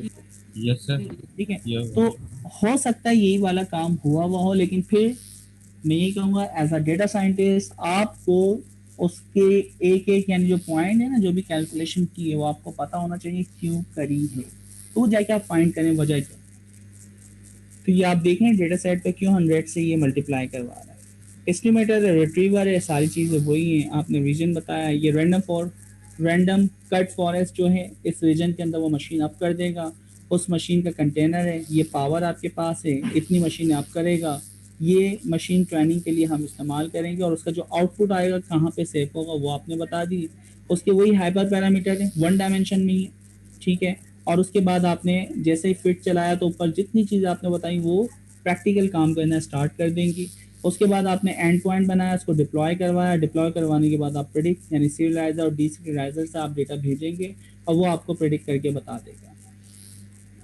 सर इधर इंस्टेंस टाइप 1 लिखी हुई है और मशीन, तो सर ये 10 मशीन्स को ऑटोमेटिकली जब ट्रेनिंग होगी तो अप कर देगा? नहीं 10 मशीन यहाँ तो 1 लिखा हुआ है ना, तो एक ये यस सर, ये एक ही मशीन है। तो अभी तो आप कह रहे थे कि वो 10 मशीनों को यूज कर लेगा डिस्ट्रीब्यूशन पॉलिसी के तहत। अच्छा, बिग डाटा में जी, जी। हमने वहाँ पे कहा है कि आप क्लस्टरिंग डिस्ट्रीब्यूशन के ऊपर अप्लाई कर लेंगे, जो आपने पॉलिसी टाइप बताई है। अभी आपने इंस्टेंस कहा है 1, अगर मैं यहाँ 2 इंस्टेंस करता तो आधा-आधा डेटा वो उनमें डिस्ट्रीब्यूट कर देता। मैं इंस्टेंस यहाँ पे 5 कहता तो ठीक वो ठीक यानी जो भी यानी वो पर्सन बनती लाइक ठीक सर 10-10 पर्सन या 20-20 पर्सन में डिस्ट्रीब्यूट कर देता। ठीक सर ठीक है? तो अब क्योंकि ज़ाहिर बात है जितने ज़्यादा इंस्टेंस चलेंगे उतना जल्दी काम परफ़ॉर्म हो जाएगा, लेकिन पैसे उतने ज़्यादा लगेंगे। ज्यादा लगेंगे यस सर ठीक है? तो यहाँ पे आप पैसों को सेव कर रहे हैं और बाज़ औक़ात आपको टाइम को सेव करना होता है। डिपेंड करता है अब आपकी रिक्वायरमेंट क्या है, कि आज ही आपको करके देना है और फिर पैसों से ज़्यादा टाइम की अहमियत है, तो आप 10 मशीनें लगा दें। अब बहुत सारे नुकसानात भी हैं भई इसके डिस्ट्रीब्यूटेड ट्रेनिंग के। बाज़ औक़ात आपके जो यानी रिज़ल्ट्स हैं ना वो गिर जाते हैं, एक्यूरेसी वगैरह, प्रिसिशन रिकॉल। तो अब ये क्या कर रहा है आपके स्कोर 108 ये इनॉर्मली आपको बता रहा है, और when convert response Python list compute mean is standard. Okay, ये क्या कर रहा है, जो भी आपके स्कोर आ रहे हैं मीन और स्टैंडर्ड डेविएशन आपको पता है, तो मीन से ये देखा और आपके कितना यानी स्टैंडर्ड डेविएशन से वो दूर है। तो आपको पता है ना लाइक नॉर्मल डिस्ट्रीब्यूशन के अंदर, ठीक है, स्टैंडर्ड डेविएशन 1 स्टैंडर्ड डेविएशन 2, तो बॉक्स प्लॉट आपने पढ़ा हुआ है, बॉक्स प्लॉट का पता है ना, बॉक्स प्लॉट पता है? जी सर। ये आ रहा है, ये आपको बहुत सारी इंफॉर्मेशन दे देता है। IQR इंटर क्वार्टाइल रेंज, ठीक है, मिनिमम मैक्सिमम। अच्छा, अब आपका जो डेटा है ना जो इस इंटर क्वार्टाइल रेंज से बाहर आता है ना, बहुत ज़्यादा दूर, जितना दूर होता है, तो इसका मतलब है ये कोई इनॉमली, और ये जो इनॉमली है ना ये पूरे आपके डेटा की डिस्ट्रीब्यूशन को, रिप्रेजेंटेशन को ना ख़राब कर देती है अगर आप मीन लेते हैं। सिंपल मैं एग्जांपल लेता हूँ, देखें 3 बंदे हैं, ठीक है, एक बंदा 10 रुपये की कोई चीज़ लेता है, दूसरा लाइक वो भी 10 रुपये की लेता है, और तीसरा जो है वो 500 रुपये की ले लेता है, ठीक है, या चले 1000 रुपये की, 100 रुपये की ले लेता है, तो हमारे पास टोटल कितना हो गया 120। मैं कहता हूँ यार ये तीनों का ज़रा एवरेज लो कि नॉर्मल एवरेज बंदा कितना यानी पैसा खर्च करता है, तो 120 डिवाइडेड बाय 3 कर देंगे आप, ठीक है, तो आपके पास लाइक 40 आ गए। अब मुझे ये बताओ ये जो 40 आया है क्या ये सही था? हर बंदा तो 10 रुपये खर्च करता है, एवरेज अगर मैं कहता 10 था, तो अब ये तो रिप्रेजेंटेशन उसने बिल्कुल खराब कर दी कि यार एकदम से इतना बड़ा नंबर कैसे आएगा, और छोटा नंबर आएगा वो भी आपकी डिस्ट्रीब्यूशन को खराब कर देगा। तो आपका ये प्रॉब्लम, इसे हम कहते हैं कि भाई ये क्या है, इनॉमली, कि आपकी डिस्ट्रीब्यूशन में इस तरह का कोई डेटा आता है जो कि बहुत ही ज़्यादा बड़ा है या बहुत ही ज़्यादा छोटा है, इंटर क्वार्टाइल रेंज से बाहर होता है, वो हमारे पास क्या होती है, इनॉमली होता है। तो बॉक्स प्लॉट से भी आप इनॉमली को देख सकते हैं, डिस्ट्रीब्यूशन से भी आप देख सकते हैं, आपको पता चल जाता है। तो इंटर क्वार्टाइल रेंज ये बॉक्स प्लॉट जो है ये बहुत मदद करता है आपको इनॉमली को फाइंड करने में। तो देखिए इन्होंने स्टेट्स को इस्तेमाल किया है। प्लॉट में जो हमारे पास मिनिमम वैल्यू होगी और मैक्सिमम वैल्यू होगी वो दोनों तो फिर इनॉमली में आ जाएंगी ना? नहीं, वो डिस्ट्रीब्यूशन हमें बता रही होती है, लेकिन नॉर्मली 68% जो डेटा है ना वो इंटर क्वार्टाइल रेंज में होता है, ठीक है। अच्छा, अब बहुत ही यानी ज़्यादा ही से लेके 0.75 तक आई थिंक होता है। हाँ, तो फर्स्ट स्टैंडर्ड डेविएशन जो होता है वो 68% आपकी पॉपुलेशन को नॉर्मल डिस्ट्रीब्यूशन में कवर करता है, सैंपल्स को, ठीक है, और इसी तरह फिर 92 और फिर 98 जो भी आपकी डिस्ट्रीब्यूशन बनती है, ठीक है। तो अगर आप मॉडल को ट्रेन कर रहे हैं तो इंटर क्वार्टाइल रेंज जो है वो बेस्ट होती है आपके उस डेटा की रिप्रेजेंटेशन के लिए, लोगों को बताने के लिए उसकी प्रॉपर्टीज़ वगैरह, ठीक है। तो हम मिनिमम मैक्सिमम, तो फर्स्ट स्टैंडर्ड डेविएशन के दरमियान का जो डेटा होता है, इंटर क्वार्टाइल रेंज के दरमियान का जो डेटा है वो प्रॉपर्टीज़ होती है। जब आप क्लस्टरिंग करते हैं ना, आप क्लस्टरिंग के अंदर क्लस्टर मिनिमम मैक्सिमम, उनकी एज भी आ रही है, उनकी सैलरी भी आ रही है, तो मैं फिर सारी प्रॉपर्टीज नहीं बताऊंगा, मैं क्या बताऊंगा, इंटर क्वार्टाइल रेंज के अंदर जो लोगों की वैल्यूज आ रही है ना वो बताऊंगा। सर तो एक वो क्वेश्चन है रिप्रेजेंटेशन होती है उस क्लस्टर की। जी सर, ये जो एल्गोरिदम है वो इटसेल्फ तो नॉर्मली डिटेक्ट कर रहा है, लेकिन एक प्रॉब्लम है इसके अंदर सर कि ये टाइम हमको स्पेंड नहीं पता ना कितनी देर बाद नॉर्मली डिटेक्ट करता है। अगर हम सपोज करें रिपीटेड नॉर्मलीज वो तो डिटेक्ट कर रहा है एल्गोरिदम, लेकिन लार्ज इनफ टाइम स्केल के ऊपर वो एनॉमली नहीं है, बल्कि कुछ बहुत अरसे बाद जो है ना वो उसका कोई खर्चा आता है किसी जगह पे, लेकिन वो रेपिटेटिव है। अगर हम बहुत थोड़ा डाटा लेंगे किसी यूजर का तो वो तो उसको तो नॉर्मली डिटेक्ट करेगा, लेकिन अगर लार्ज स्केल लेंगे टाइम सीरीज का कि इसके ऊपर तो वो नॉर्मली नहीं रहेगी। तो फिर हमको क्या, हमारे पास वो क्या कहना चाहिए, ऑप्टिमाइज स्पॉट है, जिसमें हम कहते हैं कि इससे अगर डेविएट करेगा इस टाइम सीरीज के डाटा के बाद, यानी इतने ड्यूरेशन के बाद, तो फिर हम जो है ना उसको नॉर्मली कंसिडर करेंगे। ऐसे तो नहीं हम कर सकते ना सर। ये देखिए, ये सारी चीज़ें हमारी पॉलिसी के ऊपर डिपेंड करती हैं, जो हम डेटा कलेक्ट कर रहे हैं डेटा के विंडो पर डिपेंड करती हैं। तो ये सारी चीज़ें यानी आपकी मैटर करती हैं, इनकी इम्पोर्टेंस है, ठीक है। अब मैं सिंपल सी यानी बात करूं कि लाइक एक बंदा गर्मियों में जो चीज़ें ख़रीदता था वो सस्ती मिल रही थी। अब जैसे सर्दियाँ आई, सर्दियों की चीज़ें जो हैं वो शॉपिंग बहुत महंगी हो रही है, ठीक है, क्योंकि क्वालिटी वहाँ पे यानी ज़्यादा हो जाती है। तो अब क्या है कि वहाँ उसके पैसे, उसका एकदम से बिहेवियर चेंज हो जाएगा, तो हम तो बोलेंगे नॉर्मली हो रहा है, एकदम से ज़्यादा हो रहा है। तो ये डिपेंड करता है कि हमारे पास जो डेटा है उसकी रिप्रेजेंटेशन आपकी पूरी यानी साल की या 2 साल की, ये डिपेंड करता है कि आप कितने टाइम की विंडो का डेटा कलेक्ट कर रहे हैं। तो ये सारी चीज़ें बहुत मैटर करेंगी। और हम एक्सपर्ट के साथ जब डेटा कलेक्ट करते हैं ना, तो पहले यानी उनसे सारी चीज़ें ब्रेन स्टॉर्मिंग करते हैं। तो ब्रेन स्टॉर्मिंग करना बहुत इम्पोर्टेंट है, ठीक है। तो पॉसिबल है ये सारी चीज़ें जो आपके माइंड में आ रही हैं इसमें सर जी। सर करली अभी 1 घंटा रह गया सर, इसमें आप 1 2 3 देखें सर, चैप्टर रिक्वेस्ट कर सर आप। अच्छा नहीं, बल्कि आप लोगों ने मुझे चैप्टर 5 स्टार्ट ही नहीं करने दिया आज। चले ठीक है, तो इसको बस ये देख लेते हैं, एंड देख लेते हैं। इसमें तो कुछ है ही नहीं, स्टैंडर्ड डेविएशन निकाला है आपने। क्या किया, स्कोर्स जो रिस्पॉन्स में आए ना उसका एक एक स्कोर निकाल लें, ठीक है। स्कोर निकालने के बाद हम क्या करते जा रहे हैं, एक नया हमने एस स्कोर, ये जो है इसके अंदर स्कोर का कॉलम है, उसकी वैल्यू हमने निकाली और जो भी वैल्यू हमने स्कोर के अंदर अपेंड कर दी। अपेंड करने के बाद ये पूरा लूप चला, इन्होंने इस तरह इसको अपेंड किया। हम उसको नॉर्मली लिस्ट कॉम्प्रिहेंसिव से और बहुत सारे तरीक़ों से अपेंड करवा सकते थे। अच्छा, अपेंड हो गई एक एक वैल्यू निकालने के बाद, उसके बाद क्या है, इन्होंने क्या किया है, आपका मीन निकला हुआ है स्कोर का। तो ये जो स्कोर निकला उसका मीन निकाल लिया, उसका स्टैंडर्ड डेविएशन निकाल लिया। फिर उसके बाद देख लें कि कितना डेविएट हो रहा है, इन्होंने इसको प्लॉट करवा दिया होगा। तो मीन और उससे यानी कितना डेविएट हो रहा है, ये लूप अगर आपको बता रहा होता है, ये आपका ये मीन है, ठीक है। तो एक विंडो बन जाती है कि ये स्टैंडर्ड डेविएशन प्लस माइनस है, ये आपका मीन है। अब ये प्लस माइनस स्टैंडर्ड डेविएशन से कोई भी चीज़ ऊपर जाती है नीचे जाती है, वो आपका क्या होता है, एनोमली होता है।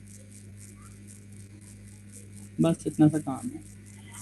ओके जी, चैप्टर 5 की तरफ हम मूव होते हैं। इसकी मैं फिर कहूँगा सर एक छोटा सा सवाल है। सर जी बिल्कुल सर, ये ऊपर ग्राफ की तरफ कीजिएगा, जो ग्राफ था सर, ये सर मुझे ये ग्राफ पूछना है, ये इसमें ये जो रेड लाइन आई है ये किस तरीके से देते हैं, अगर मालूम है तो।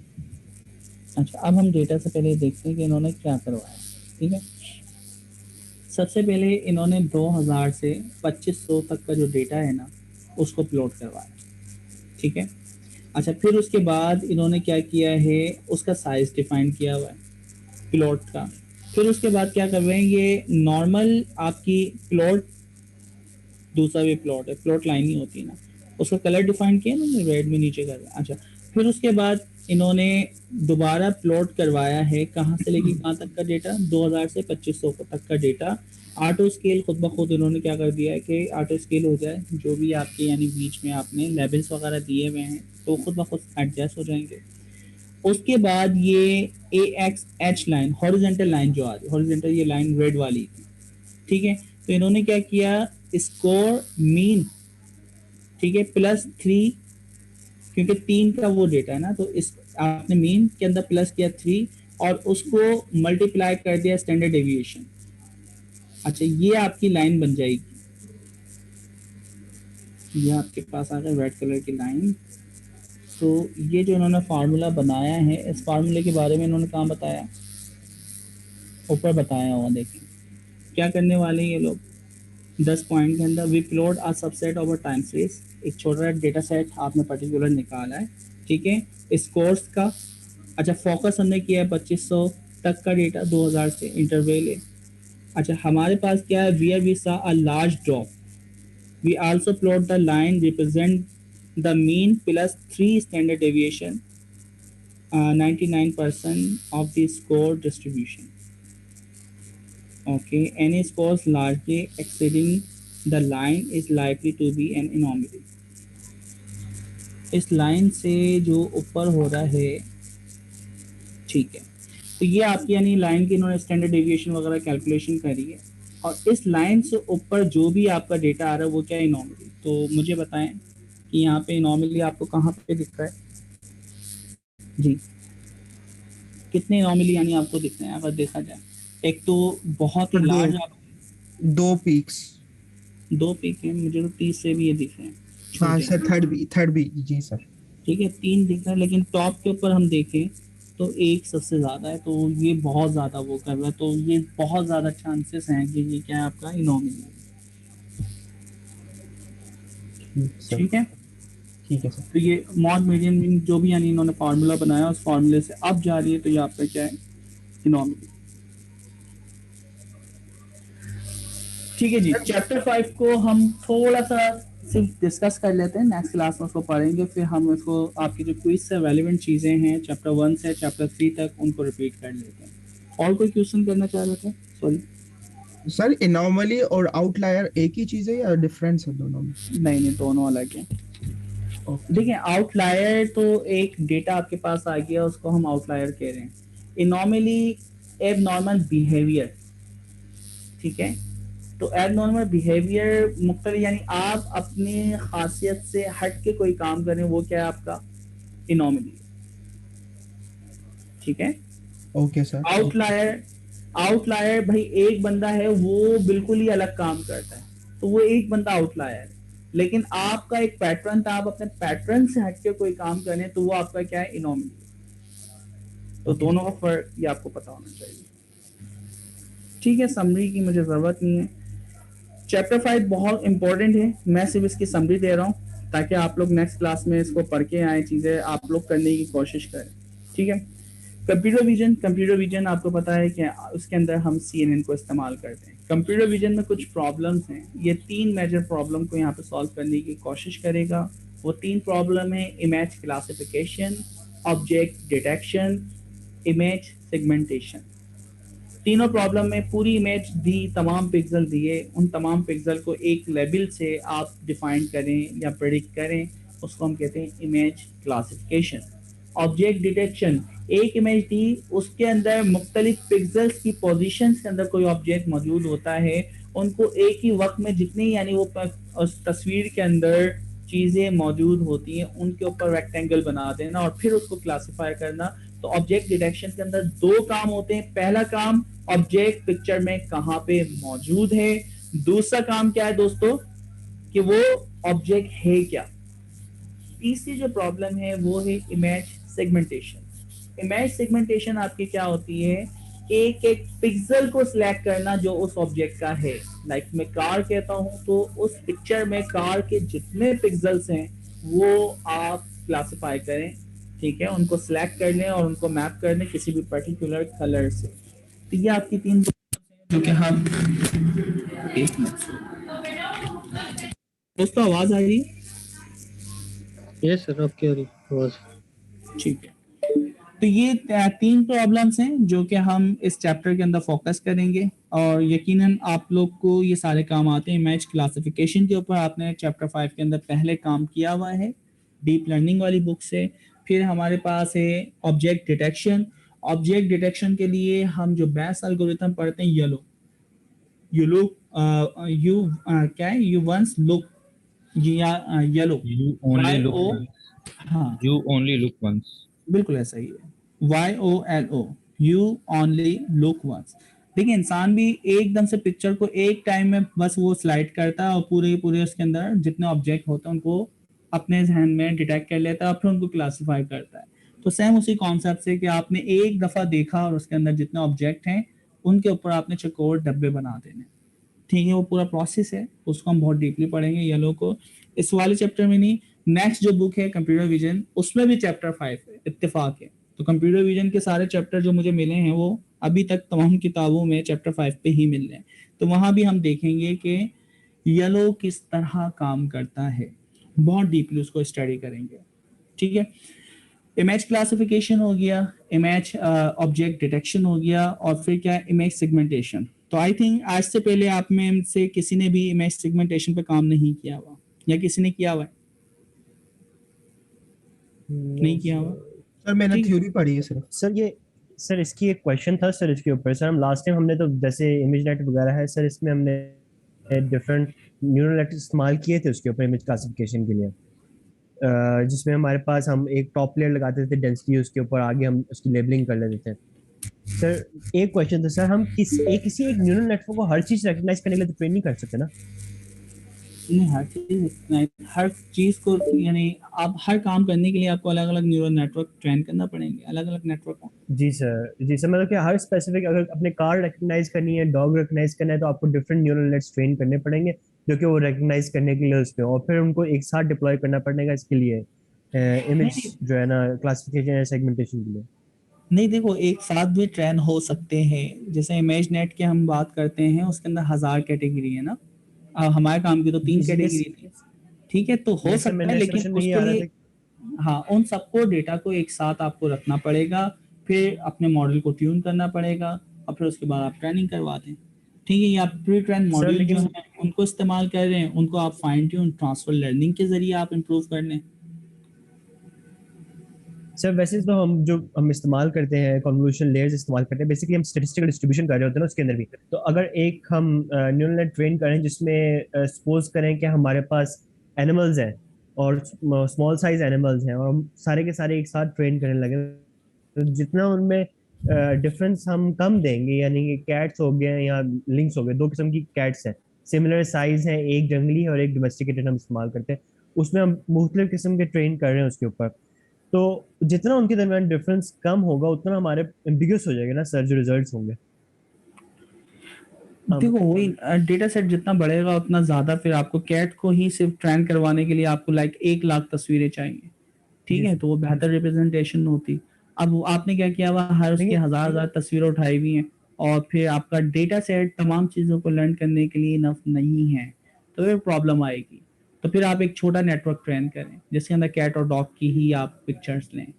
तो ये डिपेंड करता है कि आप सॉल्यूशन किस तरह बना रहे हैं। तो ये इटरेटिव यानी एक पिक्चर के अंदर से ना वो न्यूरल नेट है ना, वो अपना ही सिर्फ डिटेक्ट करे जो उसका है, वो मतलब कि सारे इमेजेस को स्कैन करे, लेकिन जो प्रोबेबिलिटी है ना उसलिए ऐसे बताया कि ये वाली मुझे लगता है कि इस पोर्शन में इमेज के कैट ज्यादा है, इस तरह करके डिटेक्ट करे। फिर ये इमेज सेगमेंटेशन वाला वही काम करेगा ना, हम फिर क्लासिफिकेशन नहीं, फिर हम सेगमेंटेशन के ऊपर काम कर रहे हैं। ठीक है, तो हम फिर सेगमेंटेशन के ऊपर काम करेंगे, और वो सिलेक्ट करेगा कि कौन से पिक्सल की कितनी इंपॉर्टेंस है और वो कौन सी क्लास से बिलोंग करता है। तो ये चीजें हम देखेंगे। ठीक है सर। ठीक है जी, अच्छा जी, तो बस ये चैप्टर 5 होगा। अब हम आप सबकी, अच्छा ये सबकी ही रिक्वेस्ट है या हमें चैप्टर 5 पढ़ना चाहिए, वोटिंग कर लें, या आप लोग रिव्यू करेंगे चैप्टर 1 से चैप्टर 3? रिव्यू बेहतर रहेगा सर। रिव्यू हाफ आवर के अंदर रिव्यू कर लेते हैं। एक मिनट हैंड रेस कर लें, कितने लोग कहते हैं रिव्यू? हैंड रेस का ऑप्शन है।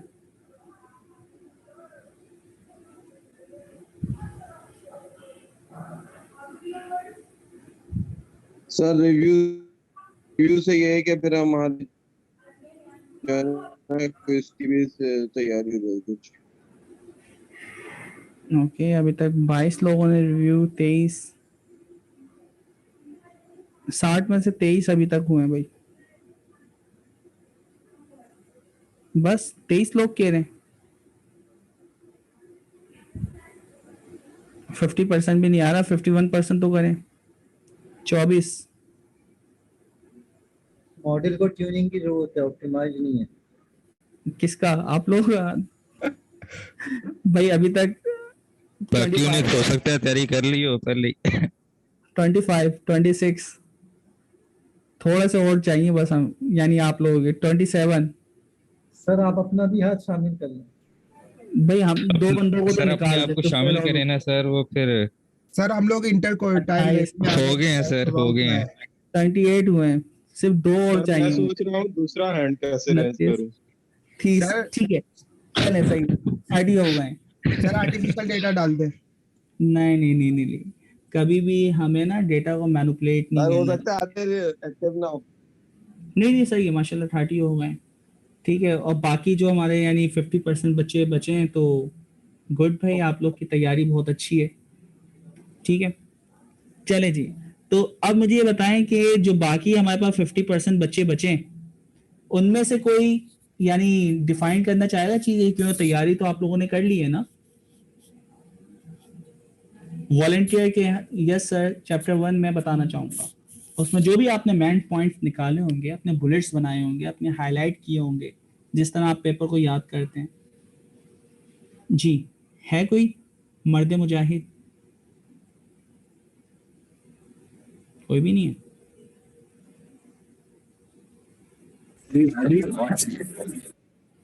अशर ने कुछ कहा है, लेकिन अशर की वॉइस थोड़ी हमें सही नहीं आ रही। अशर कुछ कह रहे हैं आप?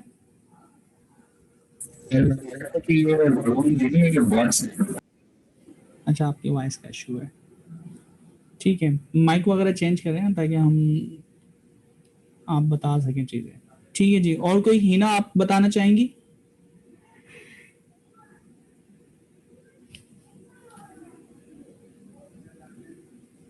ठीक है भाई, कोई भी ना शामिल नहीं होगा। मुदस्सिर आप बताना चाहेंगे जो भी पॉइंट्स?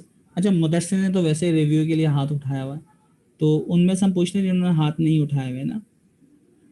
अच्छा जी, चलें जी, मुझे लग रहा है कि हिम्मत अभी तक कोई नहीं कर रहा, तो मैं स्टार्ट कर दूं फिर, यही चाह रहे हैं आप लोग। ठीक है जी, चैप्टर 1 जो है, इसके अंदर आपको सेज मेकर का इंट्रोडक्शन करवाया गया है, ठीक है। इंट्रोडक्शन क्या करवाया है, हम टॉप इसकी जो हेडिंग्स है ना, उन्हीं को देखते हैं और फिर उसको हम देख लेते हैं। मशीन लर्निंग के लिए बहुत इंपॉर्टेंट है। आप पहले डेवऑप अलग काम करते थे, मशीन लर्निंग इंजीनियर अलग काम करते थे। तो प्रॉब्लम यहाँ पे ये आती थी कि मशीन लर्निंग इंजीनियर जो है वो डेवऑप को कहता है कि भाई प्रोडक्शन का जो यानी सर्वर्स है वो मुझे चाहिए, इस टाइम के लिए चाहिए। अब जब भी इसको कोई अपना मॉडल ट्रेन करना हो, हर दफ़ा अपनी रिक्वायरमेंट लेके जाता है। डेवऑप बेचारा अपना काम वैसे कर रहा होता है, उसको बोलता है यार सब काम छोड़ो, मेरे काम के लिए मुझे ये चीज़ एक इंस्टेंस बना के दे दो। तो अब ये भी यानी एक दूसरे से तंग रहते थे, या जब भी जाओ वो बिजी होता है, यार ये हर दफ़ा मेरे पास उठ के आ जाता है, तो प्रॉब्लम थी, ठीक है। आपकी दोस्ती बहुत अच्छी भी थी उसके साथ, लेकिन क्लैश यानी आता था, क्योंकि जब आप अपने काम में बिजी हो तो फिर दूसरे का काम करना आपके लिए बड़ा मुश्किल होता है, ठीक है। आप फेवर दे देते हैं, लेकिन आपके लिए बड़ा मुश्किल होता है। तो ये इस तरह की चीज़ें थी। मशीन लर्निंग इंजीनियर की बहुत सारी प्रॉब्लम थी। जब भी ये काम करने जाता है कहीं पे भी, एक नए इन्वायरमेंट में, वहाँ पे एक मशीन खरीदी जाती है, उस मशीन में लिनक्स को इंस्टॉल किया जाता है, पाइथन को इंस्टॉल किया जाता है, और मशीन लर्निंग के हज़ारों पैकेजेस हैं जो कि वो मशीन लर्निंग इंजीनियर इस्तेमाल करता है, उसे वो सारी चीज़ें अपनी मशीन में इंस्टॉल करना पड़ती हैं, ठीक है। तो ये इसकी प्रॉब्लम थी। तो अच्छा, और हर दफा कोई भी अपडेट आती है तो इसे अपने उन पैकेज को अपडेट भी करना पड़ता है, ये भी बहुत बड़ी प्रॉब्लम हो गई। तो अब क्या हुआ, ये कुछ प्रॉब्लम्स थी मशीन लर्निंग इंजीनियर्स की, क्योंकि हम machine learning engineer data scientist को ही ज़्यादा वो कर रहे हैं, और ये प्रोडक्शन के लिए बनाया गया है आपका सेज मेकर। तो इस वजह से मशीन लर्निंग इंजीनियर के जो प्रॉब्लम्स हैं वो आपके सामने रखी गई। तो मशीन लर्निंग हमने देखा कि भाई टूल्स को कलेक्ट करता है, उसके लिए आईडी भी उसको चाहिए, डेटा को मैनेज कहाँ करना है, डेटा रखना कहाँ है, उसके पास अगर यानी मशीन अच्छी नहीं है, वो घर चले आता, उसके पास एक्सेस नहीं होता। तो सेज मेकर ये कहता है कि आपकी जितनी प्रॉब्लम्स हैं उन सब का सॉल्यूशन मैं आपको देता हूँ। आपको मशीन, हैवी मशीन चाहिए, जीपीयू चाहिए, टीपीयू चाहिए, जो हार्डवेयर जब चाहिए मैं जब आपको अवेलेबल करूंगा, ठीक है। फिर वो कहता है कि आपको क्लस्टर चाहिए, बिग डेटा पे काम करना है, मैं आपको अवेलेबल करूंगा। आपको कोई चीज इंस्टॉलेशन करनी है, वो इंस्टॉल किया हुआ भी मैं आपके पास इंस्टेंस रखूंगा, आप जैसे मेरे पास आएंगे बोलेंगे फला इंस्टेंस चाहिए, फला हार्डवेयर के साथ मैं आपको प्रोवाइड कर दूंगा, ठीक है। फिर तीसरी चीज ये कह रहा है कि आपको किसी मॉडल के ऊपर काम करना है, उसका आर्किटेक्चर आपको चाहिए, प्री बिल्ड एल्गोरिथम चाहिए, वो भी मैं आपको दे दूंगा। तो मशीन लर्निंग इंजीनियर्स की, डेटा साइंटिस्ट की जिंदगी को आसान कर दिया है किसने? आपके सेज मेकर ने। तो दूसरी चीज, जब आप कर लेते हैं चीजें, एक एप्लीकेशन बना लेते हैं, मॉडल बना लेते हैं, तो वो मॉडल आपकी प्रोडक्शन में चलना होता है। तो प्रोडक्शन में चलने के लिए फ्लास्क, एनजीएक्स, आपका सर्वर और बहुत सारी चीजें आपको कॉन्फ़िगर करने के बाद उसको डिप्लॉय करना होती है। तो डिप्लॉयमेंट वाला काम भी आपका डेवऑप्स करता है। तो यार अलग अलग आप उसको फिर लेके जाओगे, यार मैंने काम कर दिया, जरा इसको डिप्लॉय कर दो, बोले अच्छा यार मेरे पास आज तो टाइम नहीं, मैं कल कर दूंगा। तो आपकी वो टेस्टिंग, वो सारी चीजें जो आप रिजल्ट देखना चाह रहे हैं अभी देख ही नहीं सकते। कल वो डिप्लॉय करेगा, परसों आके आप उसको यानी देखेंगे, टेस्ट करेंगे, फिर पता चलेगा वो सही हुआ भी है नहीं, थोड़ी सी चेंजिंग आई फिर आप डेवऑप्स के पास जाएं। तो ये प्रॉब्लम्स थी जब आप मशीन लर्निंग प्रोजेक्ट्स के ऊपर काम करते हैं। सेजमेकर इसी काम के लिए बनाया कि आपकी ज़िंदगी आसान कर दें। सेजमेकर की कैपेबिलिटीज़ क्या हैं जो मैंने अभी आपको बता दी है कि ये आपको हार्डवेयर प्रोवाइड करता है, दुनिया का अच्छे से अच्छा आपको हार्डवेयर चाहिए, आगे क्वांटम कंप्यूटिंग भी आएगी, ये आपको चीज़ें प्रोवाइड करेगा। ठीक है, आपको उस हार्डवेयर में क्या क्या चीज़ें इंस्टॉल करनी है वो आपको इंस्टॉल करी हुई मिलेंगी, ये भी आपको गारंटी देता है। फिर उसके बाद आप मशीन लर्निंग के किसी प्रोजेक्ट एल्गोरिथम पे काम करना चाह रहे हैं तो बहुत सारे एल्गोरिथम प्री बिल्ड इन्होंने बहुत मैच्योर आर्किटेक्चर के साथ बना के रखे हैं। आप कहो कि यार मुझे रिकमेंडेशन बनाना है, अच्छा कोई मसला नहीं है, आपको उठा के दे देगा उसका इंस्टेंस, मशीन के साथ हार्डवेयर के साथ जस्ट डिप्लॉय करें, प्रोडक्शन में इस्तेमाल करें, थोड़ी सी उसकी फाइन ट्यून करके। सेजमेकर लोकल मशीन में चल सकता है, सेजमेकर स्टूडियो आपने इस्तेमाल किया है, और आपके पास जंप स्टार्टअप ये थोड़ा फास्ट चल जाता है लेकिन उसके अंदर कंप्लीट चीज़ें नहीं होती। ठीक है, तो मैं ये रिकमेंड करूंगा सेजमेकर स्टूडियो पे आप करें। अच्छा, डिप्लॉइंग वन क्लिक का हमारे पास सॉल्यूशन है, वो तो आपको पता है कि जस्ट आप डिप्लॉय करते हैं और वो डिप्लॉय हो जाता है। एक्सक्यूज मी सर। जी हाँ सर। सर ये थोड़ा सा जंप स्टार्ट के बारे में बताइएगा, ये क्या चीज़ है? देखिए जंप स्टार्ट ये कह रहा है ना, डिप्लॉय वन क्लिक सॉल्यूशन। आपने जो अभी मॉडल बनाया नीचे देखा था, आपने डिप्लॉय किया था डॉट डिप्लॉय का मेथड, तो आपने पूरा जो आर्किटेक्चर बनाया है जस्ट डिप्लॉय करते हैं, वो यूआरएल आपको दे देता है, वो यूआरएल उठा के आप अपनी प्रोडक्शन टीम को दे दें कि यार इसको इस्तेमाल करो। तब किसी को भी यानी वो चीज़ चाहिए कि भाई ये फीचर्स है, मुझे बताओ इस घर के प्राइस क्या होंगे, वो हमारी एपीआई को भेजेगा, हमारे एपीआई हमारे एल्गोरिथम से गुजार के बता देगा कि इसके प्राइस क्या होंगे। तो वन क्लिक डिप्लॉयमेंट सॉल्यूशन यहाँ पे मौजूद है। वन क्लिक का मतलब आपने देख लिया कि डॉट डिप्लॉय करना पड़ता है, और ये डिप्लॉयमेंट वाला जो काम है आप जीयूआई इंटरफेस से भी कर सकते हैं, जो कि ये चैप्टर 2 में आई थिंक बता भी रहा है। Okay sir. सर आपकी रिव्यू फर्स्ट बुक से करवा रही है सेकंड एडिशन? ये सेकंड एडिशन है ना, इसमें कुछ हाईलाइट नहीं है। ठीक है सर, ये फर्स्ट लग रही है, इसमें थोड़ी चीजें आपने 5 में बताई हैं, चैप्टर 5 में, वो इसमें नहीं है सेकंड में। अच्छा, ये अगर फर्स्ट होती आई थिंक ये हाईलाइट हुई भी होती ना, मैंने तो इसमें कुछ हाईलाइट ही नहीं किया हुआ। ठीक है, ये सेकंड है आई थिंक। सर इस बुक में वो काफी एग्जाम, वो एलिस वाली जो एग्जांपल है यहाँ पे नहीं है, इसमें काफी कुछ नहीं है। ये सेकंड ही है, सेकंड ही है। मैं यही कह रहा हूँ, मैं सेकंड से करा रहा हूँ। ठीक है, तो मेरा भी यही कहना है कि हम सेकंड से ही करा रहे हैं। ठीक है, अच्छा मैं अब बुलेट्स को देख के करूँगा क्योंकि हमारे पास टाइम कम है। हम बुलेट्स को देख के हम डिस्कस करेंगे कि बुलेट्स क्या हैं। ठीक है, हम टॉपिक पे नहीं जा रहे। सबसे पहले हमने देख लिया भाई, आप क्या कर सकते हैं, एसडीके इंस्टॉल कर सकते हैं वर्चुअल एनवायरनमेंट में। आपने एक वर्चुअल एनवायरनमेंट बनाया, एनाकोंडा से भी बनाया था और वर्चुअल पाइथन से भी बनाया था। तो आपने एक वर्चुअल एनवायरनमेंट बनाना और उसके अंदर आप चीज़ें क्या कर सकते हैं, सेजमेकर को इंस्टॉल कर सकते हैं। कोई मुझे बताएगा वर्चुअल एनवायरनमेंट का फ़ायदा क्या है?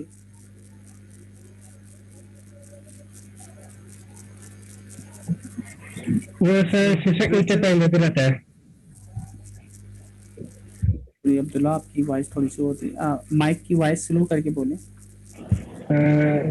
आवाज ठीक है जी, आप बोलें सर। ये वर्चुअल एनवायरनमेंट हैंडल कर सकते हैं सेजमेकर को। मैं ही बता देता हूँ, मुझे थोड़ा सा वॉइस में प्रॉब्लम लग रही है। देखिए सर वर्चुअल एनवायरनमेंट्स में सर डिफरेंट आप एपीआईज को डिफरेंट आप लाइब्रेरीज को ओवरले कर सकते हैं विदाउट आप बेस लाइब्रेरीज के साथ प्रोग्राम की किए बगैर, ताकि अगर कोई प्रॉब्लम हो जाए तो आप वर्चुअल एनवायरनमेंट को डिलीट कर सकते हैं, लेकिन आपको बेस लाइब्रेरीज बार बार री इंस्टॉल नहीं करने की जरूरत पड़ती। सर ऐसा कुछ सर उसमें था। ठीक है, फायदा वर्चुअल एनवायरनमेंट का। ठीक है, इसी तरह की चीज़ें हैं। अच्छा मैं जी उससे बचा जा सकता है, और हर प्रोजेक्ट की अपनी अपनी डिपेंडेंसीज वो सेपरेट इंस्टॉल हो जाएंगी। बिल्कुल ऐसा ही। ठीक है, अच्छा अब मैं शॉर्ट पॉइंट में कर देता हूँ। देखो आपकी जो लोकल मशीन है ना, आपका जो जनरल इन्वायरमेंट है, उसके अंदर पाइथन की लाइक आपने 2000 पैकेजेस इंस्टॉल किए हुए पिप इंस्टॉल करके, ठीक है। अच्छा, अब जब आप इसको AWS के ऊपर डिप्लॉय करेंगे तो ये 2000 यानी पहले पाइथन इंस्टॉल होगी, फिर 2000 जो आपके पैकेजेस हैं वो इंस्टॉल होंगे, और उसके बाद फिर आपके ना पाइथन यानी एक फ्लास्क की ऐप चलेगी बस, जिस पे लिखा होगा हेलो वर्ल्ड। तो मुझे ये बताएं कि 200 पैकेजेस जर्नल जो आपके थे सर्वर पे डिप्लॉय करते वक्त इंस्टॉल करना क्या सही डिसीजन था? मुझे तो सिर्फ और सिर्फ फ्लास्क चाहिए थी, बाकी के जो 2000 यानी 999 जो आपके थे, लाइक कितने हो गए 1999 जो आपके यानी पैकेजेस हैं, वो मेरे किसी काम के नहीं थे। इनका स्टोरेज, इनकी यानी अपलोडिंग टाइम, ये सारा जितना लगा ये सब का सब बेकार गया, और उसके ऊपर मेरी कॉस्ट आ रही है। तो हम क्या करते हैं, हम एक वर्चुअल इन्वायरमेंट बना लेते हैं। ये समझे एक बिल्कुल नई मशीन है, आइसोलेट मशीन, इसके अंदर आपने अलग से सिर्फ फ्लास्क इंस्टॉल की, तो इस मशीन में इस वर्चुअल इन्वायरमेंट में सिर्फ और सिर्फ फ्लास्क इंस्टॉल होगी। तो अब ये फायदा है, जैसे मैं इसको डिप्लॉय करूंगा तो ये पाइथन के साथ सिर्फ फ्लास्क को इंस्टॉल करेगा आपके प्रोडक्शन इन्वायरमेंट में। ये इसका सबसे बड़ा फायदा होता है, ठीक है। तो वर्चुअल इन्वायरमेंट बना लिया, उसके अंदर जो आपकी मर्जी की चीजें वो आपने इंस्टॉल की, और आपका जो बेस इन्वायरमेंट है उसके ऊपर कोई फर्क नहीं पड़ेगा। उसके बाद आप एनाकोंडा से बना लें या फिर किससे बना लें, आप वर्चुअल इन्वायरमेंट क्या आपके पास लाइब्रेरी पाइथन से बनाते हैं, पाइथन 3 से, तो वो आप बना सकते हैं। ये सारा आपको आता है। AWS परमिशंस, IAM यूजर याद है दोस्तों, रूट यूजर, IAM यूजर, इन दोनों में फर्क क्या है? सर रूट यूजर जो है वो उसके पास सारी पावर्स होती हैं, और जो IAM यूजर है उसको आप कुछ पावर्स दे सकते हैं, पावर कंट्रोल कर सकते हैं, एडमिन बना सकते हैं, कोई रोल असाइन कर सकते हैं। इस तरह आप जो है ना परमिशंस पर मतलब कंट्रोल रखते हैं कि कौन कितना यूज करता है, किस सर्विस को यूज करता है। बिल्कुल ऐसा ही है, ठीक है। तो रूट यूजर जिससे बिलिंग होती है, बिलिंग्स हमेशा जो होती हैं वो रूट यूजर, और रूट यूजर एक ही होता है, ठीक है। तो वो सारी पावर उसके पास है। ये क्या करता है कि जितने लोग इसके पास टीम में ऐड होते रहते हैं, ये उनको IAM यूजर बना के देता रहता है, और उनकी जो रिक्वायरमेंट होती है उसके हिसाब से। एक बंदा सिर्फ डेटाबेस पे काम करेगा तो उसको डेटाबेस का एक्सेस दिया, एक बंदा सिर्फ और सिर्फ काम करेगा सेज मेकर पे तो उसको सेज मेकर का एक्सेस दिया।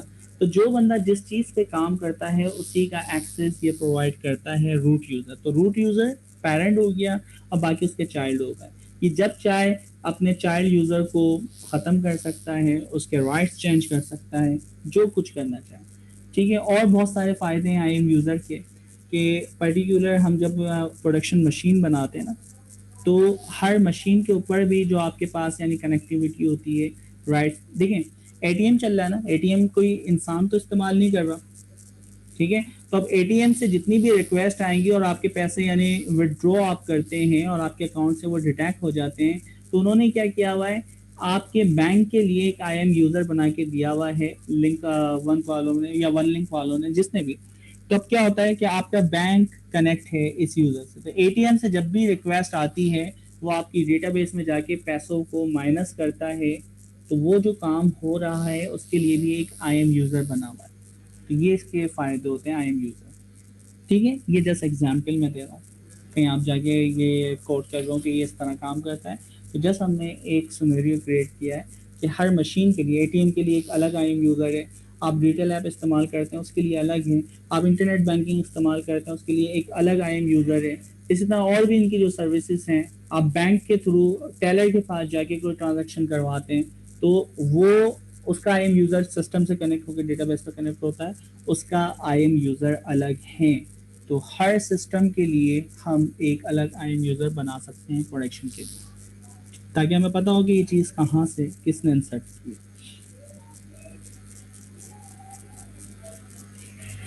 सेजमेकर स्टूडियो क्या भला है भाई, कोई बताएगा? जी दोस्तों, सर इसमें हमारे पास डिफरेंट बुक्स होती हैं जिसमें हम परफॉर्म करते हैं सर AI के सारे टास्क को, notebook instances, training job, labelling job, इसमें हम सारा कुछ पिकअप करते हैं। सेज मेकर का ऑनलाइन नोटबुक इंस्टेंस है। जस्ट लाइक एक एडिटर है जो कि हम ऑनलाइन यूज करते हैं, और इसमें तमाम जो मशीन लर्निंग के और इसके अलावा दूसरे प्रोजेक्ट्स हम इस पर अपलोड कर सकते हैं, डिप्लॉय कर सकते हैं और तैयार कर सकते हैं।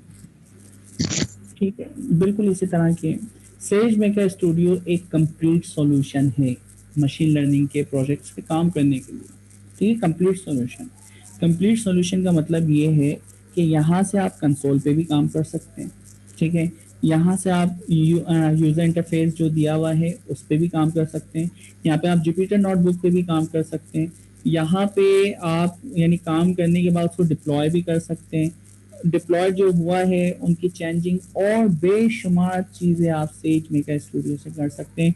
तो says maker studio machine learners के लिए एक कंप्लीट सॉल्यूशन है क्लाउड बेस्ड। ठीक है, सेज मेकर स्टूडियो जो है ये क्लाउड बेस्ड है, क्लाउड पे ही चलता है।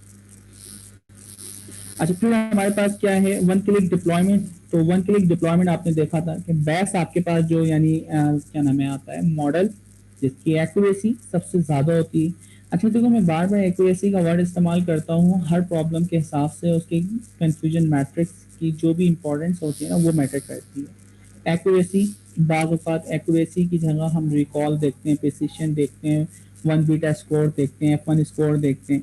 तो ये आपको पता होना चाहिए कि कौन से स्कोर। तो एक्यूरेसी का वर्ड हरगिज़ ये ना कंसिडर किएगा कि उसका फार्मूला भी एक्यूरेसी का होगा, वो प्रिसिशन रिकॉल वगैरह भी हो सकती है। तो डिपेंड करता है आपकी प्रॉब्लम क्या है। ठीक है, तो हम उसको वन क्लिक डिप्लॉय कर सकते हैं। आपका जो मॉडल है उसके ऊपर राइट क्लिक करना, डिप्लॉय कर देना, या वो भी नहीं करना चाह रहे तो आपने चैप्टर 3 चैप्टर 4 के अंदर देखा है कि आप कोड के जरिए एसडीके की मदद से भी डिप्लॉय कर सकते हैं। तो हम एसडीके की मदद से ही काम करते हैं।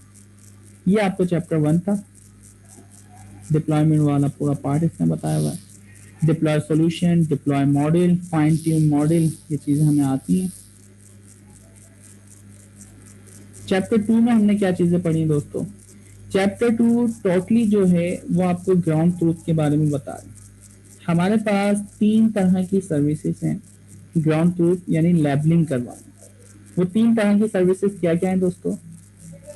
हम अपने डेटा को, हाँ जी, मैकेनिकल ट्रूथ के नाम से, ठीक है, तो अपनी प्राइवेट फोर्स है और एक है वेंडर्स। मैं मुख्तलिफ सर्विसेज ऑफर करते हैं बहुत सारे लोग, आप उसको भी पुट इन कर सकते हैं, अपनी प्राइवेट फोर्स भी बना सकते हैं अगर आप डाटा शेयर नहीं करना चाह रहे। तो मैकेनिकल टर्क जो होता है ना, वो आपका जो काम होता है ना लेबलिंग का, वो डिवाइड कर देते हैं मैसेज के ऊपर, मतलब कि लोग बैठे होते हैं दूसरी तरफ जो लेबलिंग के लिए करते हैं काम, उसके लिए आके वो खर्च होता है उसमें, मतलब कि जो भी आपका मॉनेटरी उसका अमाउंट है वो खर्च होती है। और जो प्राइवेट होता है उसमें यह है कि आप इनविटेशन से, आप ईमेल से बुला सकते हैं लोगों को लेबलिंग करने के लिए, अगर आपने इन हाउस रखना है कोई चीज़ को। ठीक है, अच्छा अब देखिए 3 तरह से मैं लेबलिंग करवा सकता हूँ। मेरे पास डॉग एंड कैट की इमेजेस हैं। मैंने दुनिया में जितने लोग, अमेजोन की एक सर्विस है मैकेनिकल ट्रूथ या कुछ इस तरह, यानी वो वेबसाइट है अलग से, वहाँ पे जाके हम करते हैं। हमने वहाँ पे जाके अपनी तस्वीरें अपलोड करी S3 के अंदर और वहाँ पे जॉब असाइन कर दी, और वो जॉब मैंने ओपन सोर्स कर दी कि भाई पूरी दुनिया से कोई भी बंदा कनेक्ट हुआ, वो सिर्फ बता दे डॉग एंड कैट कहाँ पे, उसके गिर्द एक रेक्टेंगल आउटलाइन बना दो, ये जॉब बनाई।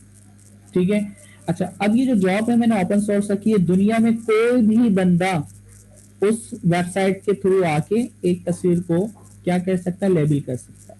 तो इंडिविजुअल कोई भी बंदा, कोई उसके पास रिस्ट्रिक्शन नहीं है, वो कोई भी हो सकता है, पहला तरीका।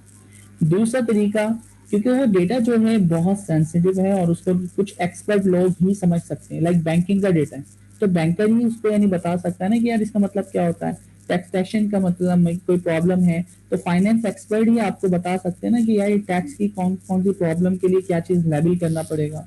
तो रेलिवेंट जो आपके पर्सन है उनसे आपको करवाना है, तो उसके लिए आपके पास वेंडर्स बैठे हैं, स्पेशलाइजेशन यानी जो आपको डेटा लेबल करके देते हैं वो लोग बैठे हुए हैं, तो आप उनको देते हैं ये काम, उस कंपनी को देते हैं, तो वेंडर के थ्रू करवा सकते हैं।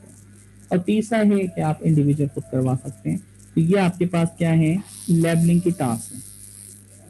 ठीक है जी, इसमें तो कोई मसला नहीं है। यूजिंग वर्कफोर्स है, प्राइवेट वर्कफोर्स है, डेटा को अपलोड करना बता रहा है, क्योंकि ये सारे काम हमने करे हुए हैं, तो जस्ट हम देख रहे हैं कि अपलोड करना सिंपल हमारे लिए आसान है।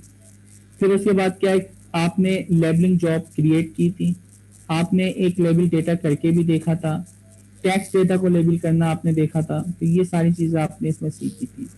फिर क्या है, transform data with Amazon SageMaker data wrangling. अच्छा, अब ये जो रैगलिंग वाला डेटा है, रैगलिंग का मतलब क्या है भाई, आपने डेटा अपलोड किया है, ठीक है, और रेगुलर जो है वो क्या करता है, आपकी वही पाइपलाइन पूरी हम बना रहे हैं ना, आपने डेटा अपलोड किया, 4-5 जगह से डेटा आ रहा है, उनको ज्वाइन लगाते हैं, ज्वाइन लगाने के बाद मिसिंग वैल्यू वगैरह को हैंडल करते हैं, ठीक है, नॉर्मलाइज करते हैं, और इस तरह के सारे काम प्री प्रोसेसिंग, तो वो सारे काम जो हैं आप यहाँ पे कर सकते हैं। तो यहाँ पे इन्होंने क्या किया देखें भाई,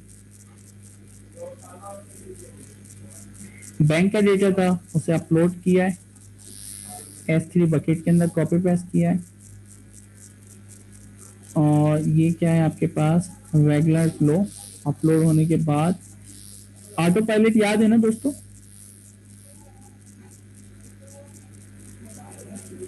जी सर। डेटा आपके पास आ रहा है, ऑटो पायलट खुद ही सेग्रीगेट करता है डेटा को सर। हाँ, ऑटो पायलट तो सारे काम खुद कर देता है ना, विजुअलाइज वगैरह करवा रहा है।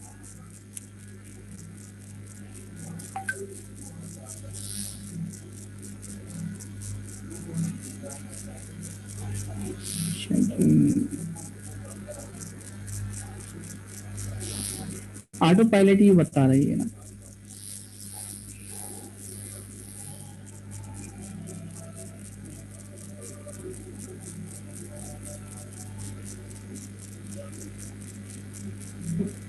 देखिए क्या कर रहा है, manage column manage column manage column manage column, encode categorical data manage column करता हुआ जा रहा है। किया क्या है इसमें सर, ये एग्जैक्टली ड्रैग एंड डाउन होता है, ये टेबल के जो कंटेंट्स वगैरह होते हैं वहीं से सिलेक्शन होती है, जैसे हम लोग उसको कोडिंग वगैरह देते हैं और ये कोडिंग के बजाय ये वही डेटा से, यानी टेबल उन्होंने दिया होता है, टेबल से ही सिलेक्शन होती है सर, ये सारा ऑटोमेटिक टाइप का होता है सर।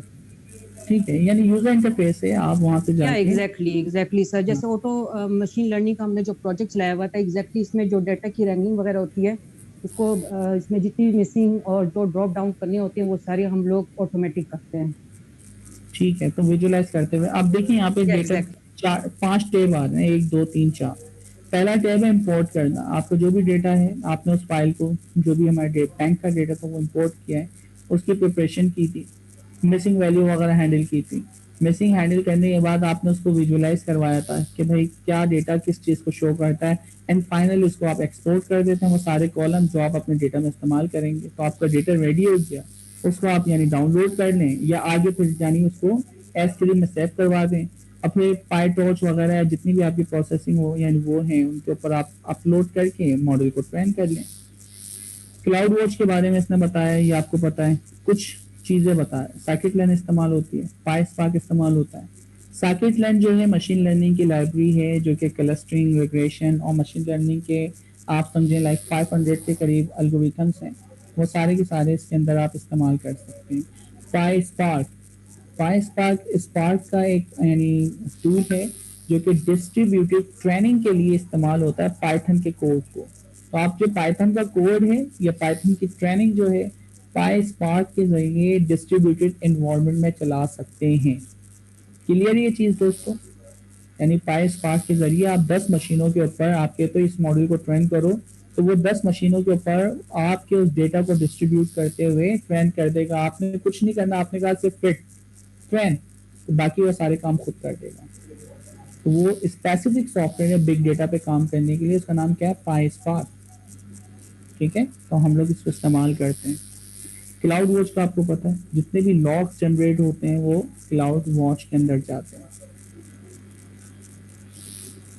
अच्छा, मुझे नहीं लग रहा कि इसमें कोई ऐसी इंपॉर्टेंट चीज़ आ रही है, बाकी तो वो कॉपी पेस्ट वही वाली कमांड्स आ रही हैं, तो एक एक को तो देखना बेकार है।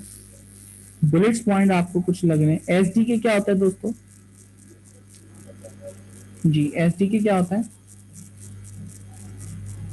सॉफ्टवेयर डेवलपमेंट किट होती है। और यहाँ पे SageMaker का SDK का नाम क्या है? बूटो 3। ठीक है जी।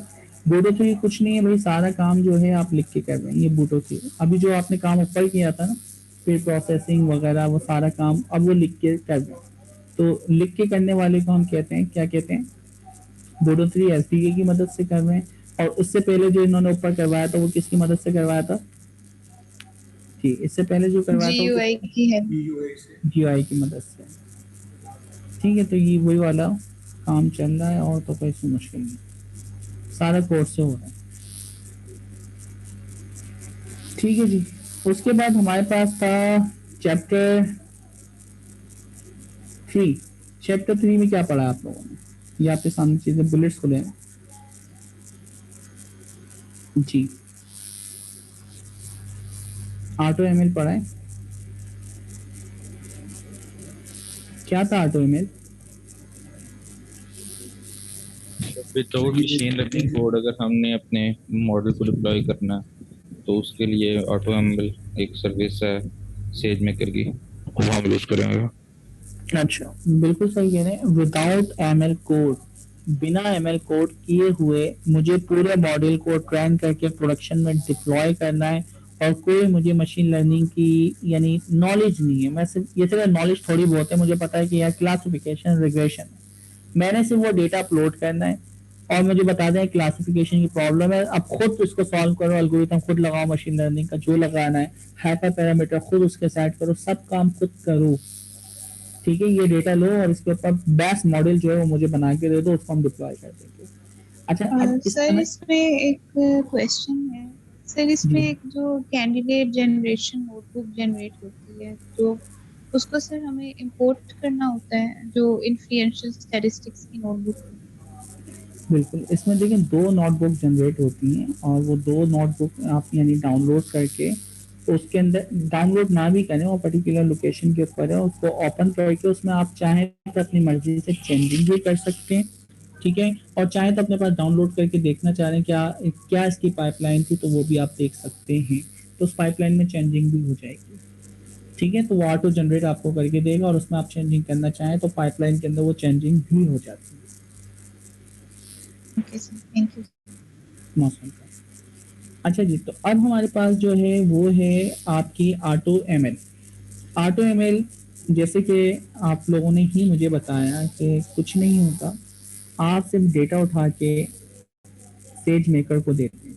सेज मेकर का अब ज़ाती काम है कि वो किस तरह इन चीज़ों को सॉल्व करेगा, लेकिन 2 चीज़ें बताना बहुत ज़रूरी है सुपरवाइज लर्निंग में, और वो 2 चीज़ें क्या हैं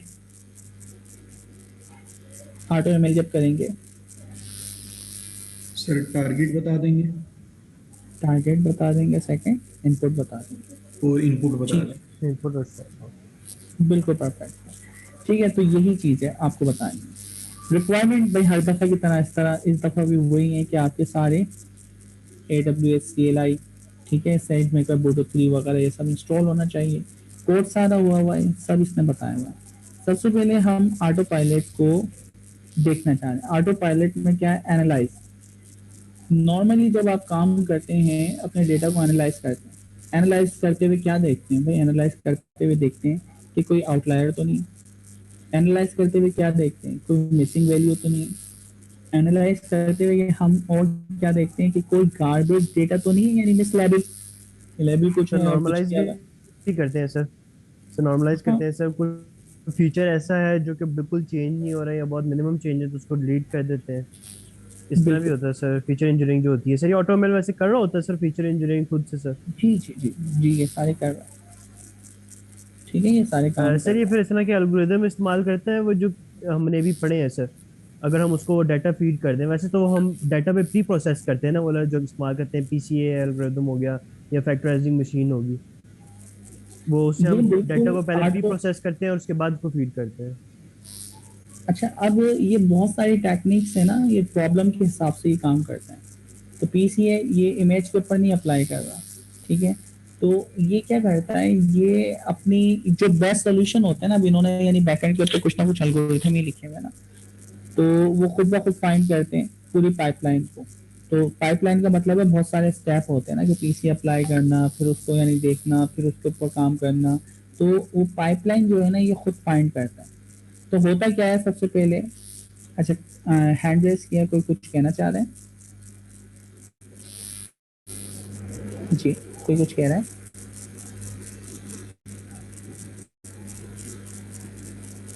एक मिनट में चेक कर लूँ, हैंड रेस नहीं किया, नहीं। ओके जी, ठीक है, कंटिन्यू करते हैं।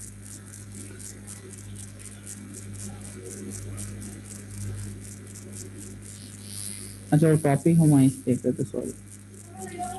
एनालाइज डेटा कुछ नहीं है, आपने डेटा उठाना है, उसको एनालाइज करना, मिसिंग वैल्यू है या नहीं, गार्बेज वैल्यू है या नहीं, ठीक है। और इसके अलावा क्या है, मिस लेवल डेटा तो नहीं हुआ हुआ, और बेशुमार चीज़ें हैं जो हम डेटा को एनालाइज करते हैं। डिस्ट्रीब्यूशन को फाइंड कर लेना, विजुअलाइज करवा लेना, तो ये सारे के सारे काम जो है एनालाइज, तो एक तरीका नहीं है, दसों तरीके हैं डेटा को एनालाइज करने के। आप बॉक्स प्लॉट से देख रहे हैं, कोई नॉर्मली तो नहीं है, बहुत सारा।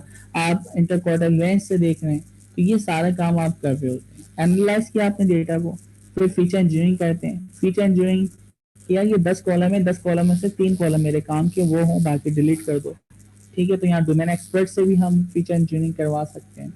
फिर उसके बाद इसकी रिप्रेजेंटेशन आपने कहा किया, ये 500 कॉलम को 50 कॉलम में कन्वर्ट कर दो, तो फीचर इंजीनियरिंग पीसी आपने अप्लाई कर दिया।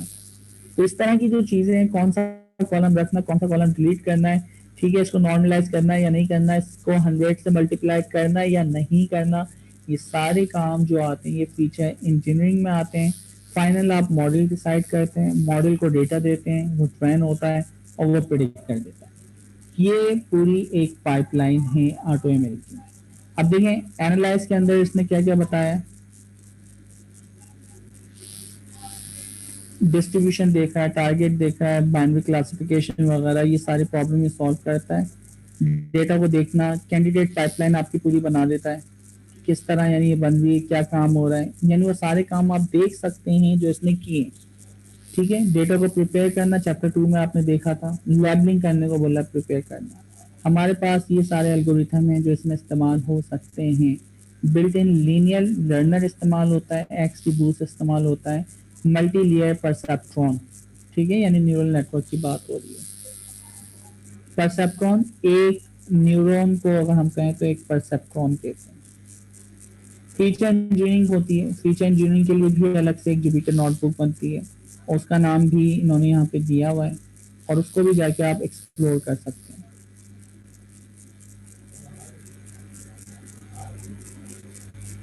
इसमें किसी को कोई प्रॉब्लम है या कोई सवाल है, क्योंकि मैं उसको दोबारा से वैसे पढ़ाऊँ तो वो बात अलग है, क्योंकि इंडिविजुअल हमने पढ़ा हुआ है। AutoML में किसी भी एक पॉइंट पे आपको कोई प्रॉब्लम हो जो आपने नोट की भी हो या पूछना हो। जी दोस्तों,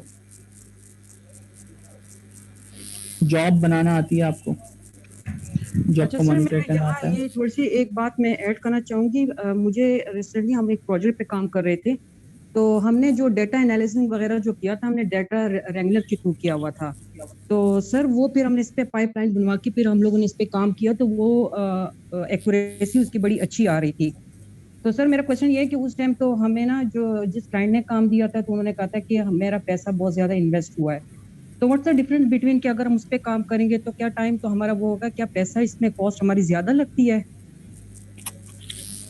देखिए कॉस्ट ज्यादा उसको क्यों लगी, क्योंकि आपके क्लाउड का बिल उसको एक्स्ट्रा लगाना, ठीक है।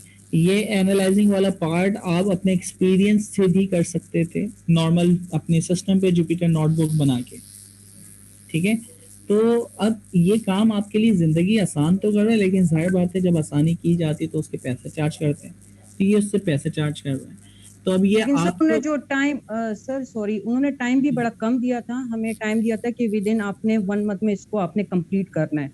तो अकॉर्डिंग टू जैसे हम सर क्लास में भी कर रहे होते हैं, तो उसमें जो कोडिंग वगैरह में अक्सर हमें इशू आ जाता है कि कोडिंग भी मतलब उसमें भी टाइम लग जाता है, 1-2 घंटे लग जाते हैं उसको ठीक करने में।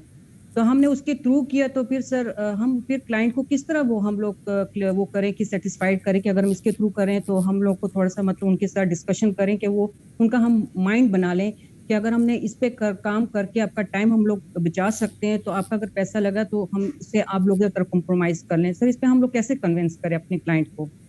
देखिए आपको इसी तरह करना है जो सेज मेकर शुरू में आपको बता रहा है कि ये सारी की सारी चीज़ें डिप्लॉयमेंट हो गई, आपके प्री बिल्ड एल्गोरिथम होगा और रिफाइन एल्गोरिथम, मैच्योर एल्गोरिथम है और उनकी हमें अपने डेटा के ऊपर उसको सिर्फ ट्रेन करना होगा, ठीक है। यानी वो प्री बिल्ड एल्गोरिथम है, वो प्री बिल्ड मॉडल नहीं है। तो आप उन आर्किटेक्चर को इस्तेमाल करते हुए अपनी प्रोडक्शन, अपनी तमाम चीज़ों को बहुत फास्ट कर सकते हैं। यानी वो काम जो कि आपका होता लाइक 3 महीने में, आप उसको 2 दिन में करके दे सकते हैं।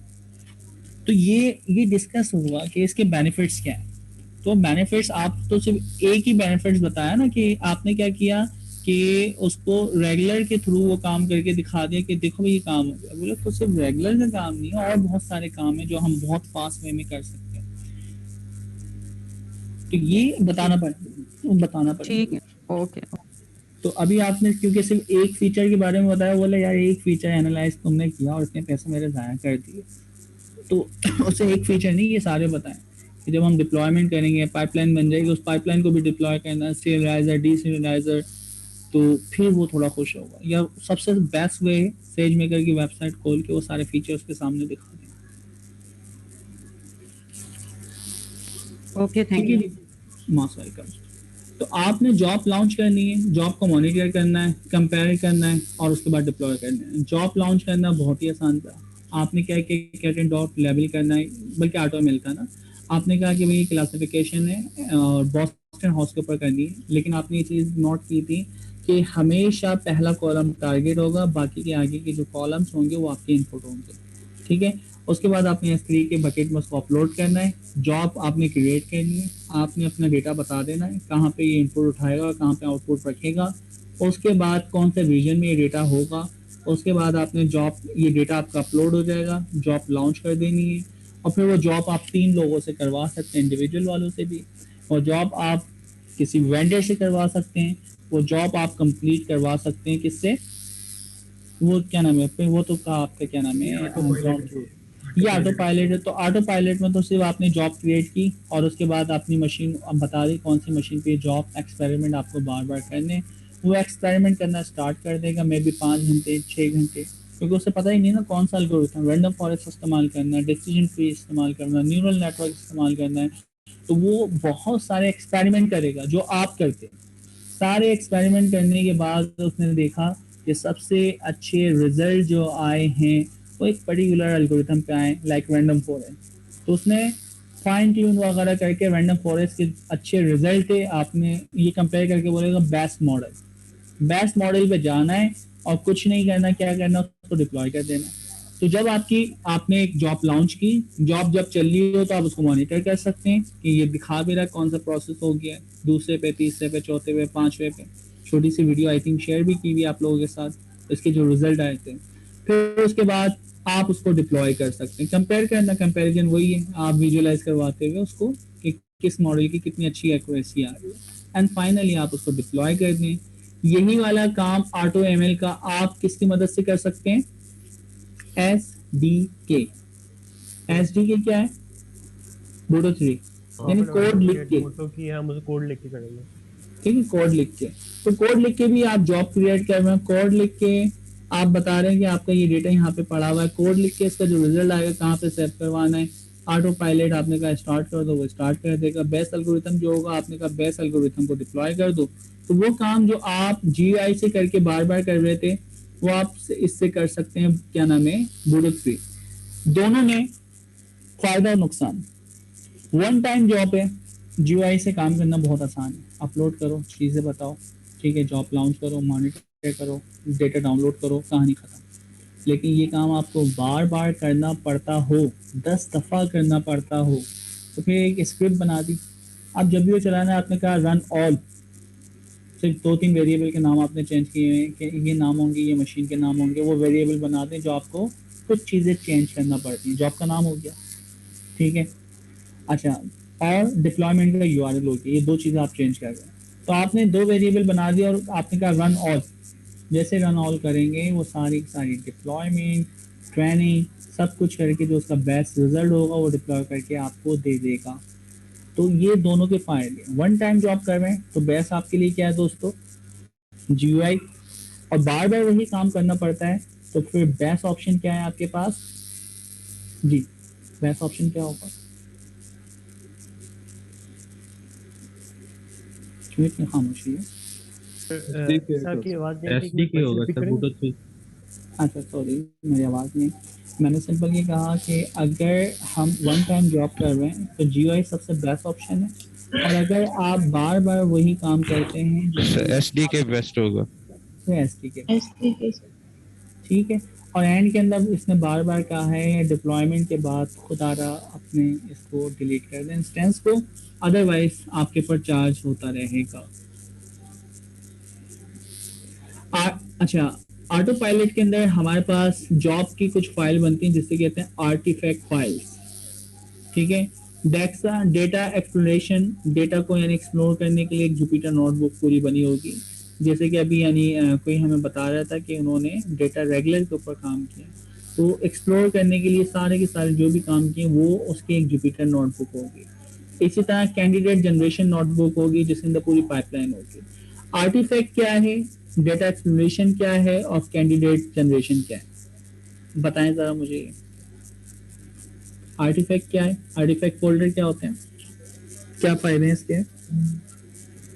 स्ट्रक्चर अभी आर्टिफैक्ट फोल्डर में वो सारे कोड्स पड़े होते हैं जो पाइपलाइन में किसी जगह अपने डाटा को फीचर इंजीनियरिंग करनी, मैनिपुलेट करना है, वो सारे कोड उसके लिखे हुए होते हैं।